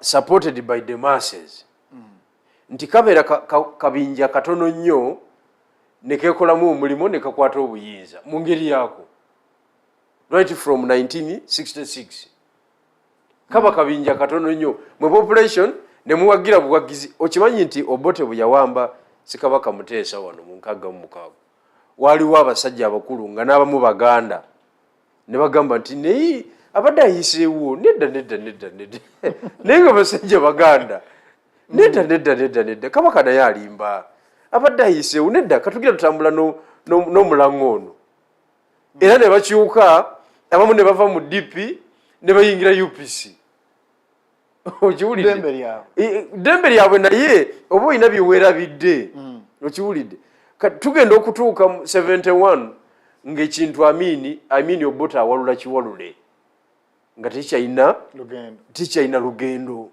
so ebyobufuzi bya wano era nze ndina research gwenkola oluvannyuma bwe naamumaliriza njamuwa mukama wange ku characteristics z'Abannayuganda baparticipatinga ddi era bakomawa tusigale nga tubalirayingako oba banaatuwagira tutuuse singa tubalirayingako tunaatuuka nga bebatusindise okiwulidde kubanga baali basindisani olaba ne Mwai Museveni struggle gye yalimu ey'omunnankayi ey'omusituni gye yalimu 81-85 struggle eyo yamala kuteekawo mbeera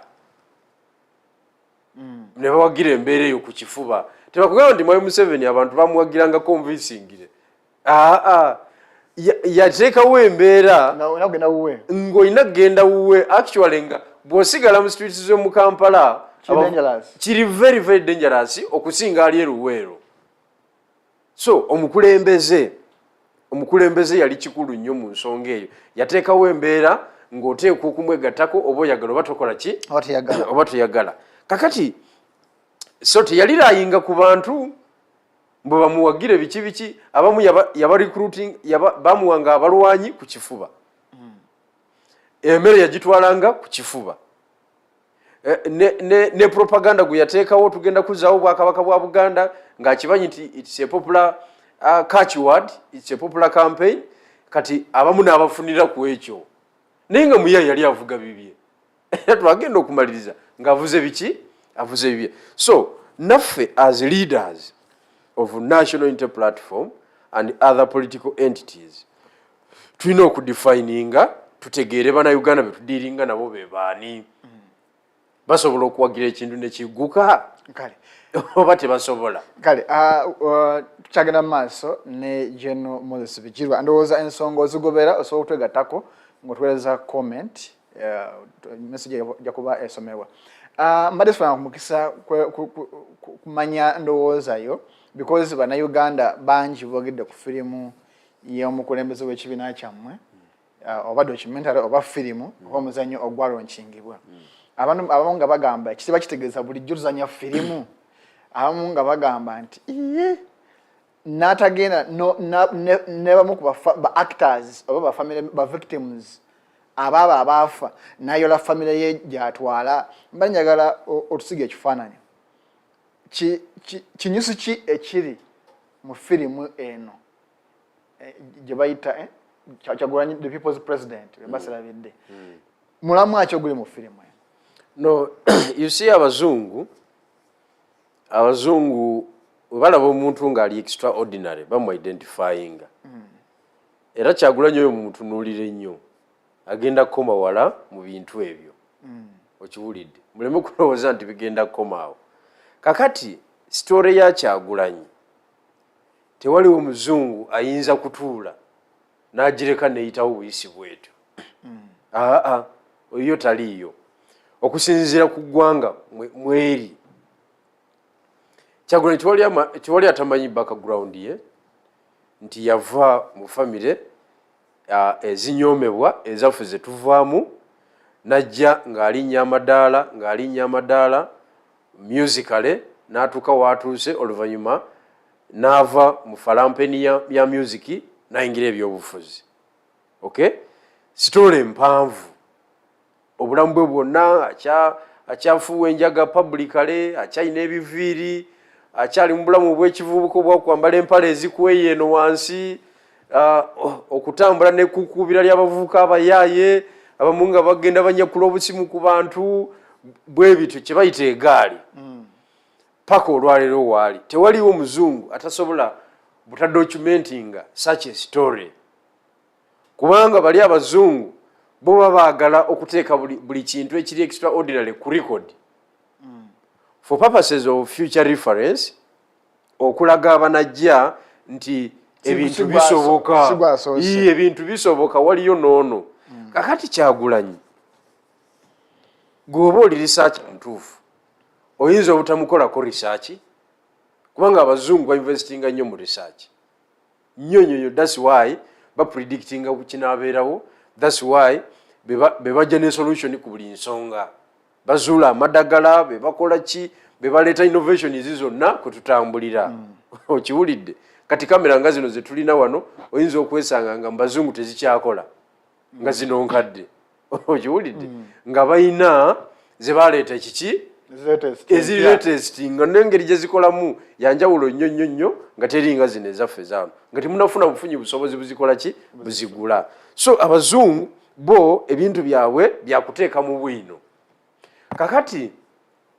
okudocumentinga story ya Robert Kyagulanyi Ssentamu tekitegeeza nti yali azannya firimu oba katemba mu mbeera gyazze ng'atambulamu story ye ezitowa nnyo eri worth to be watched by other people abatali bannayuganda story ye it's an inspirational story okuwa abantu ab'enjawulo okubalaga one obulamu buli mu Uganda embeera y'ebyobufuzi eri mu Uganda okiwulidde n'okulaga abantu bonna nti osobola okuva mu famire etalinamu makulu n'ofuuka ensonga okay so eyo firimu yali documented oba documentary eyo saagala ogambe nti yali firimu actually etuwa amaanyi okulaga nti ebintu bye tukola ensi ebiraba era with time bijja kugguka njagala okutegeeza nti ne Mwai Museveni yali agadde okubeera documented era naye alina ebyabafaayo ebyo byakoze eki byakoze ebijja omusomebwako ng'okufuga emyaka emingi okutta abantu abayitirivu ennyo okulwana olutalo olw'ekiyeekera n'aluwangula ajja kusomwako mu byafaayo okiwulidde naye toyinza kugamba nti layini Kyagulanyi mwatambulira nti azannya buzannyi firimu ekisooka si yagiwandiika bali bo abazungu baleeta kamera zaabwe nga bakulabyemu ekyenjawulo ngeba n'alaba omusambi w'omupiira ng'ali extraordinary ne bazireeta ne bagamba okikola otya ova ba Ronaldinho famirizi zaabwe ziri unprivileged mu Brazil ezazitogerwa nako n'olwokuba omwana abayina ekitone ekyenjawulo bamudocumentinga ne bamuexposinga eri ensi yonna. Awo munnayuganda bwe yeebuuliza nti eri abantu nga omugenzi Kawuma walibadde osuubira nti either omwana we mukyala wa maama we y'omu ku bantu abali wali nga balonkinga firimu eno okugyayo ekifaananyi ekya munnayuganda we yabonaabona naye ensi yeewuunya okubanga instead mwakwata family first family nga mugiyita yona ne mugitwala nga beebuuza nti kati mulina njawulo ki ne first family gye muwakanya nga already buli kimu mukulembeza family.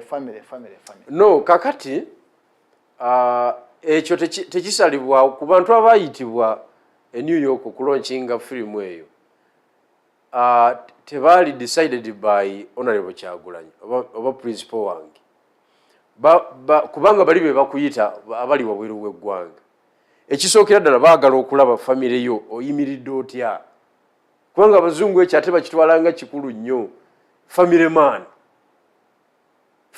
man alina omukyala n'abaana bana okiwulidde kakati baagala okulaba byoyogera nga babirabako ne wali so invitation yava mu America bwetyo bweri so sifo twagamba nti tukole selection kuba n'agenda nange nali agadde okugenda kubanga nange nali part of ku lugendo lwe era nkyali part of ku lugendo lwe naye bali abatesters bebakola selection ku bantu bebakola ki bebaagala okugenda so omusajja baba muyise n'abaana be ne mukyala we ekyo si kye kimenya amateeka ku agafuga struggle oba agafuga olutambi olwo olugenda okukola ki olugenda okufulumizibwa because baagala n'okulaba omuntu gwe basupportinga is he responsible kubanga akabonero akasooka okulaga omuntu w'obuvunaanyizibwa mu nsi yonna ye famire yo omukyala n'abaana musajja mufumbo wampeta n'abaana bana kwegamba nga era weebali full stop ng'ekyo kikola ki era ffe ssebo ffe bakulembera tetucomplaininga ku ekyo kubanga Nubian yagenda kubanga yali naye mu music fraternity ng'ateekwa okubeera part of ateekwa okubeera ku stage nga featuring ekyokubiri n'okuyimba yali agenda kuyimba so omumyuka mu bya music ye Nubian mweyembeera kakati bw'ogamba nti teyatwala abaana b'abagenzi teyabatwala oba oliawo n'ebifaananyi by'abagenzi teyabitwala ebifaananyi by'abagenzi mu firimu ebiri so mu bufunze abazungu tebala mu value ya kufuna family okay emu ku family z'abantu bano nga driver oba omuntu omulala yenna yo eri kuki tufuneyo omuntu omu ajja tubule experience tebala mu value no toyinza wano stories ezikwata ku ngeri gye tuze tutambulamu n'abantu baffe tufiiriddwa tosobola zimalawo olaba twatwala abantu e Kenya wano mu kakiiko k'eddembe ly'obuntu ne mugamba banamuli ne mureportinga nti bali ba accident twabajja mulago can you imagine twabajja mulago naye nga families ezaala affected twatwala ebbaasi ezo ennyonyi ne tutwala bbiri fe abayita waggulu okiwulidde ennyonyi ezo wuuhooro yonna nekola ki nejjulako ng'abantu they are true victims of violence okay political violence n'ebisigaddewo naye propaganda n'akyuka kakati tosobola kutwala bantu 50 ku 7 oba 10 ng'obatwala mu America kisoka kiri costly nnyo tosobola kisobola n'olw'ensonga eyo eri yali launch abasajja bagenda kujja wano ku ground tukolewo conference y'amaanyi by interviewing families ezaali affected directly by interviewing ba survivors bakawonawo by interviewing ba victims bonna bajja kujja wano ku ground era yenteekateeka ezikola ki eziddako eri yali launch firimu ekyalanda kale ensonga katuveewo awo tetusobola kugimala yonna njagala okommentingeko ku nabe akyagenda mu maaso mu bibiina by'obufuzi eb'enjawulo ebikudde oluvuganya nga sawa zino ekiriwo kya FDC kuba kiringa ekitandika obutandisi twali tuli awo ne balangirira delegates conference 2 ezipa leero abenagira nkumbi bayise n'abe Katonga ne bayita abenagira nkumbi bagambe ye Katonga fake n'abe Katonga bagambe nagira nkumbi fake eye nagira nkumbi yayitibwa wa byakulonda owe eye Katonga nayitibwa chairman wa kibiina bino byonna nzenga munansi yali agadde okubegattako mu opposition mansi gazaaki kakati to defining nga olutalo luno olw'okuleeta enkyukakyuka mu Uganda ku secretariat z'ebibiina by'obufuzi si gye ziri era mu Uganda tebakulimba nti bannayuganda bali ku level eyasshetinga ne any political party by conviction by ideological issues bannayuganda tebanatuukawo bannayuganda wano bakuwagira okusinziira ku mbeera gy'otaddewo mu kiseera ekyo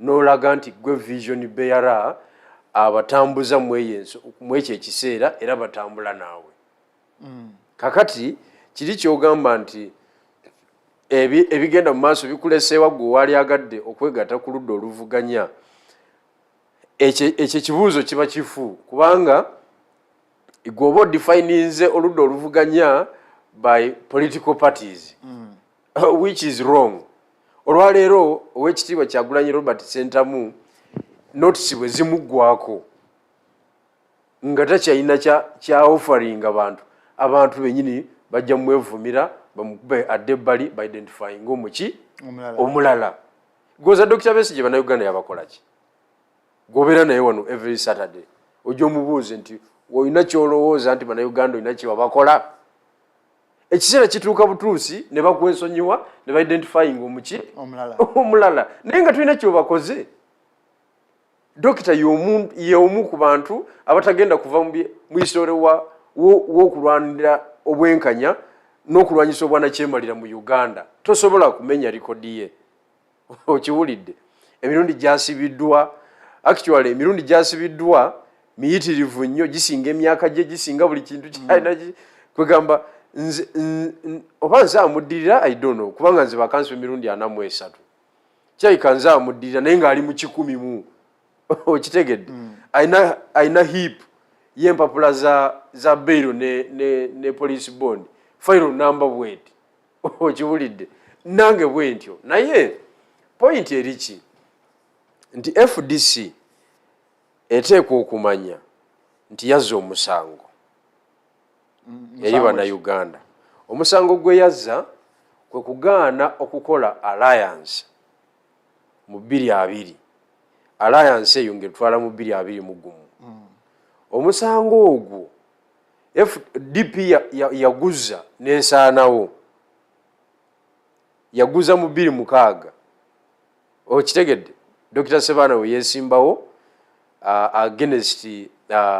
against Dr. Besigye yagaana okukola omukago nejja n'ekimalamu mu 2011 era omukago ne gukola ki ne gugaana era DP teyadda ngulu olwaleero eri mu history ekyo naawe kimanyi bulungi nnyo kati kiki kyali kigenda okwapeninga mu 2020 twali tupanze omukago alliance of the willing nga president Robert Kyagulanyi Ssentamu deputy president already mwali masana okulonda president wammwe nga temunagira mu alliance eyo naye already muleetera proceedings zaali mu meetings okay ekibalo twali tukipanze kakati mu kupanga ekibalo nga twagala president abeere Kyagulanyi Ssentamu kubanga era public yali emukoze eki emukiriza running mate we olw'okubanga oli muvubuka abeereko omusajja omukulu agenda omukola ki omugaidinga that is Dr. Besigye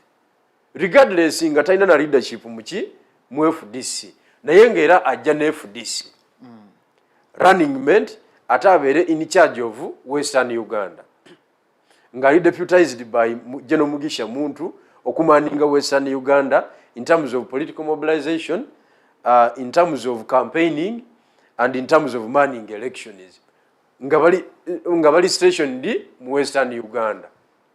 Okay? Nga a principle number 2 kubanga oli principle number 1, principle number 2 nga Robert Mao abere in charge of Northern Uganda, abere deputized by actors abavaawo mu sub-region esatu ezisinga okola amakulu. That is Lango, kenyini ya virtually ne bano nankanyono gwe twatwalayo n'amala avaayo bamaninge Arua, that is West Nile. Okay?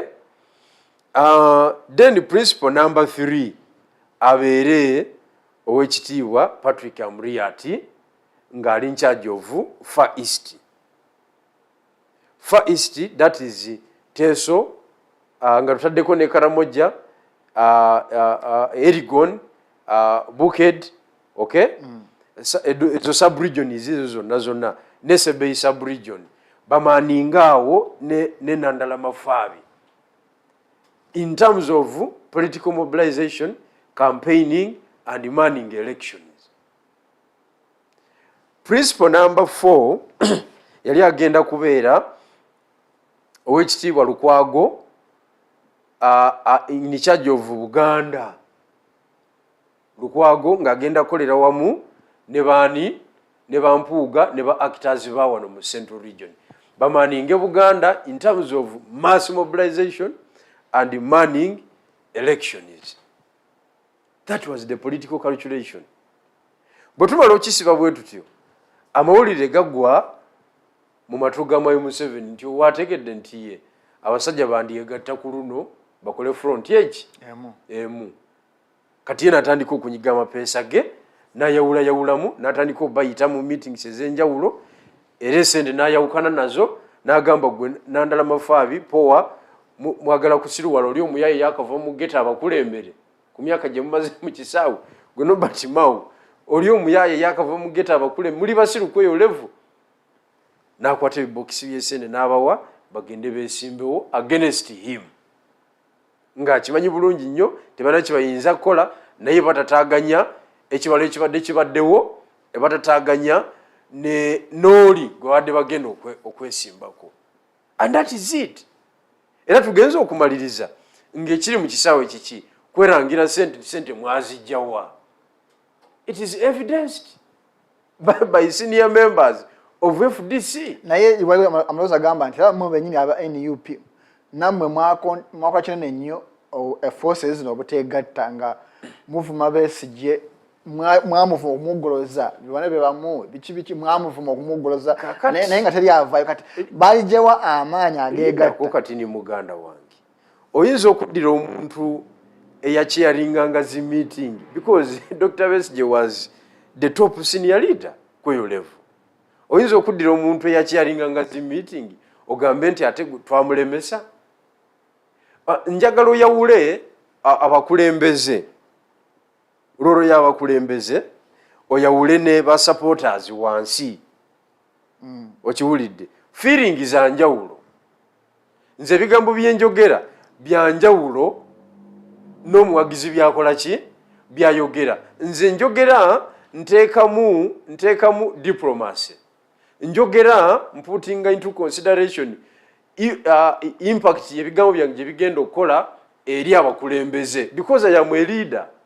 Kati ate oli omuwagizi ye omuwagizi wakyabwe tomunyumiza ebyombu ate akole ki abe abikebikeko no yakuba bukubi open kubanga ya aliku tatayagala kumanya kikola ki kiddako.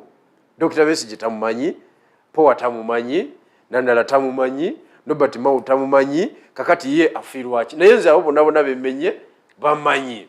So bwe njogera ebigambo byange biba byanjawulo ku by'omuwagizi. So kubanga politics alinga pyramid eba yazi layers paka lweyambuka kuki waggulu. Kakati ebyobufuzi wansi wabayo ba supporters abagamba nti kino kyekiriko tuli kwekyo kati kati nga bolaba nti abantu ba NUP naye nga NUP ebaddewo bbanga ki tinaweza myaka 5 okiwulidde so abo babeereyo ku level esooka wansi kati niwajja wabeerawo ba activist wakati awo kule yeddako beba abantu kale abateekayo obudde bwabwe okumanya ekiddako biki n'okukirwanirira oba oli awo kati re yeddako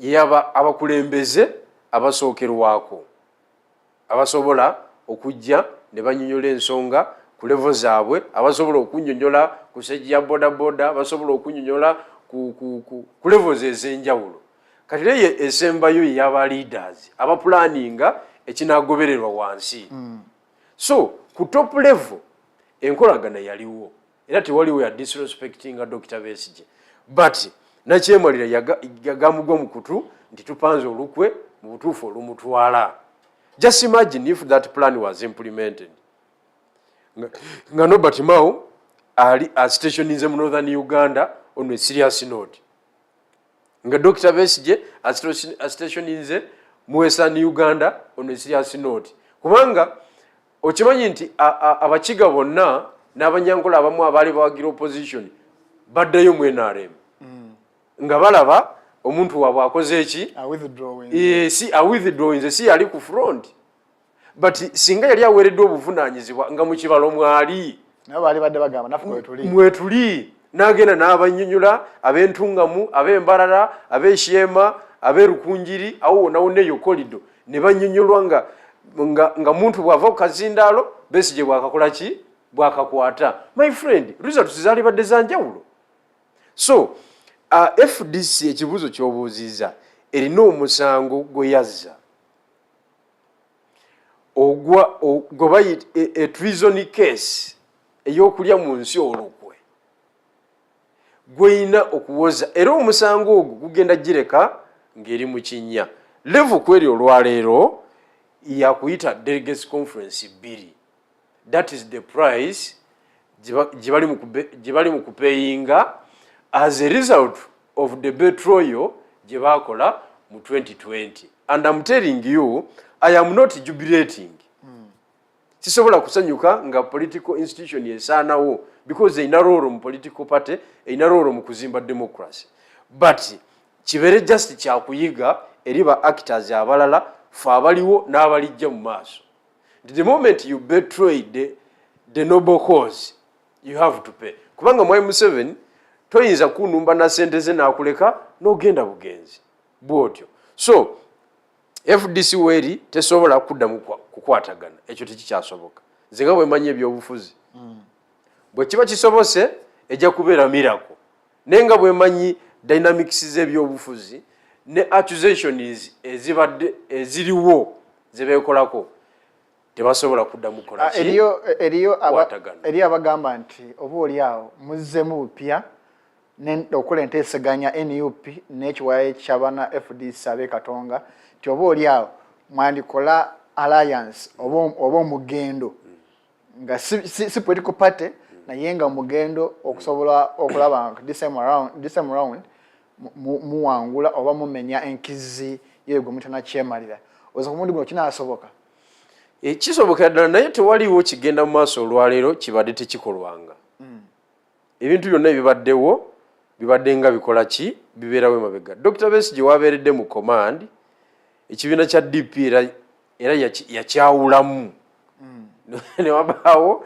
akabinja akasigala ku State House akagamba nti tutuwaayo kibiina kyaffe okiwulidde oluvannyuma ne bakiwaayo mu NRM ne wabeerawo n'abagamba nti tebajja tutundira mu kibanja nga kiswa okiwulidde n'olw'ensonga eyo era bwe biri any serious political actor toyinza gamba nti teweesalire magezi ku mbeera eri mu FDC ng'obadde memba woba okyagala okusigala ng'okyali relevant because tiimu ya Nandala Mafaabi ne Power olabira ddala nga direction gyekutte omuntu akyalina future mu byobufuzi nga tosobola gikwata ekisooka ekigambo ekyokugyayo essente kyabakwata ate nabuli bakiprovinga nti bazikola ki bazifuna era babatadde ku nninga ebbanga ddene boogere soosi ne bagamba we maintain the rules of confidentiality.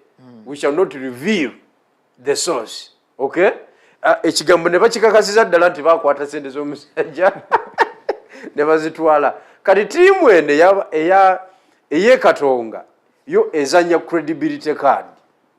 We are still credible. Tetusobola kukkiriza sente ezannakyemalira era ne ze bandeeta nazizaayo. That is a credibility card gye bakola ki gye bazanya. Kakati baba balina okwashetinga ne credible forces ezikola ki eziriwo. Era nga boolaba abalinga mu DP nga bazanya credibility card bamalirizanga nga bakola ne Dr. Besigye ne FDC ne balekawo DP. It is the same thing. Ne DP yamalirizanga eri mu babaka 9. DP yamalirizanga ina cabinet minister. Okiwulidde? It is the same with FDC. Kakati nandala kiki kyagoba olwaleero niwulaba olutalo olwo nga lutaddemu amaanyi agoba ekintu kimu nti ayagala afuke presidential candidate. Yalangiridde. Which is okay. His constitutional right. Naye political mathematics kyakirimu. Political mathematics era akolera jjajja akirimu. Nti nandala afuka presidential candidate yingira ekyalo. Genda osaleko sub-region ezo. Satu.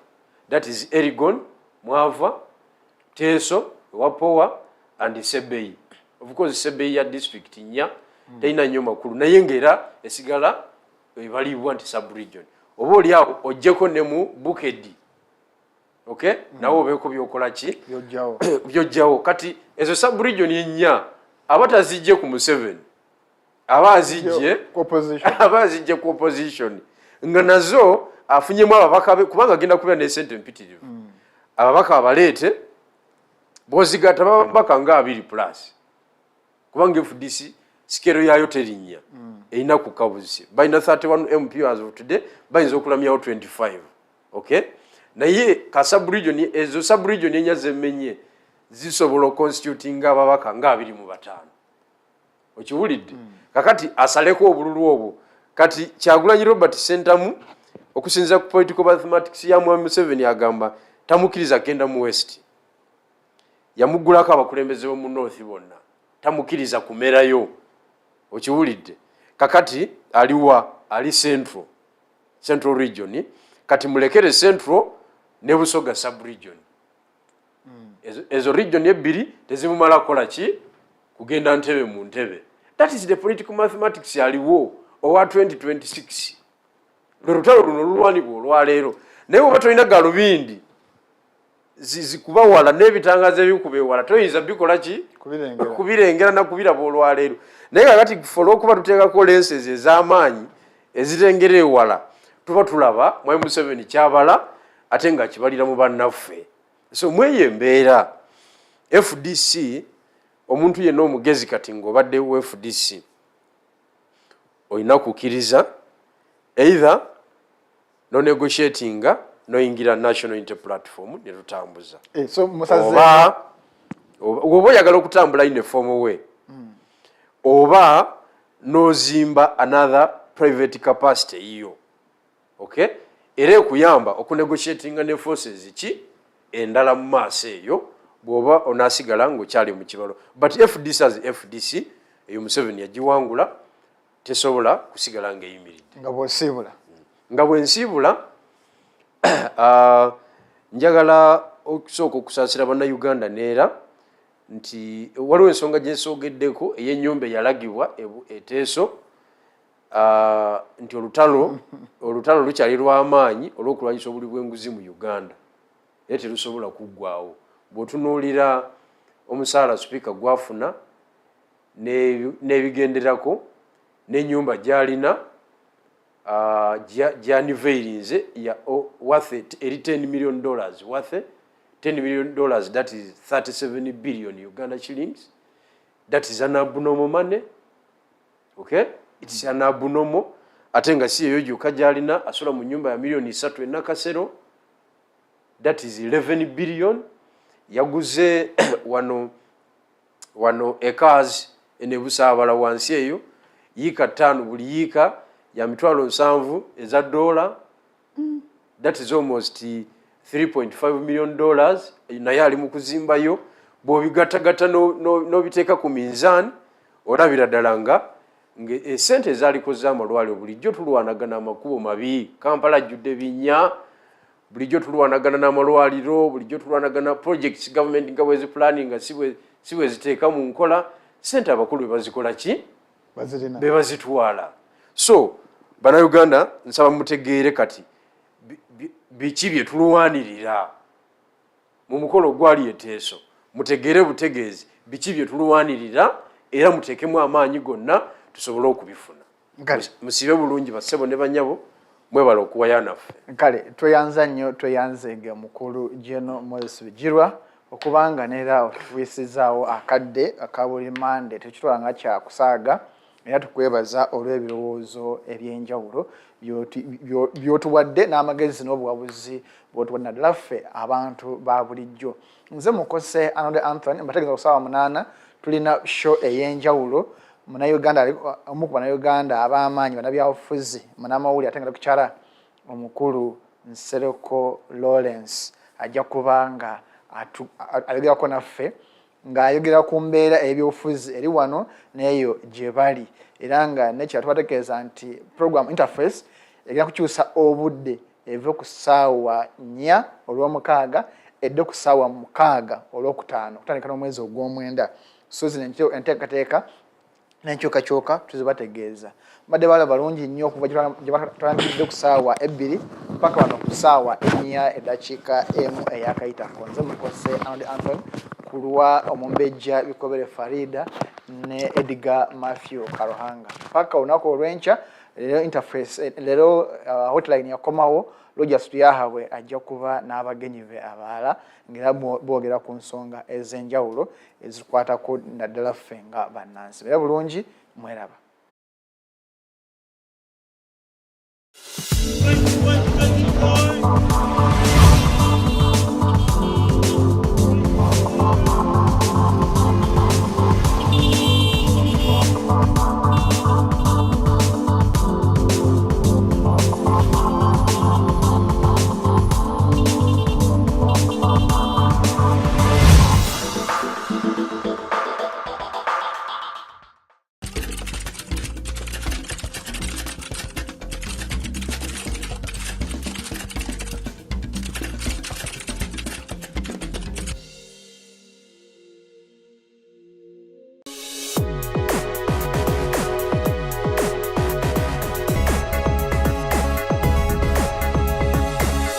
The Alternative Digitalk. Real issues, real talk.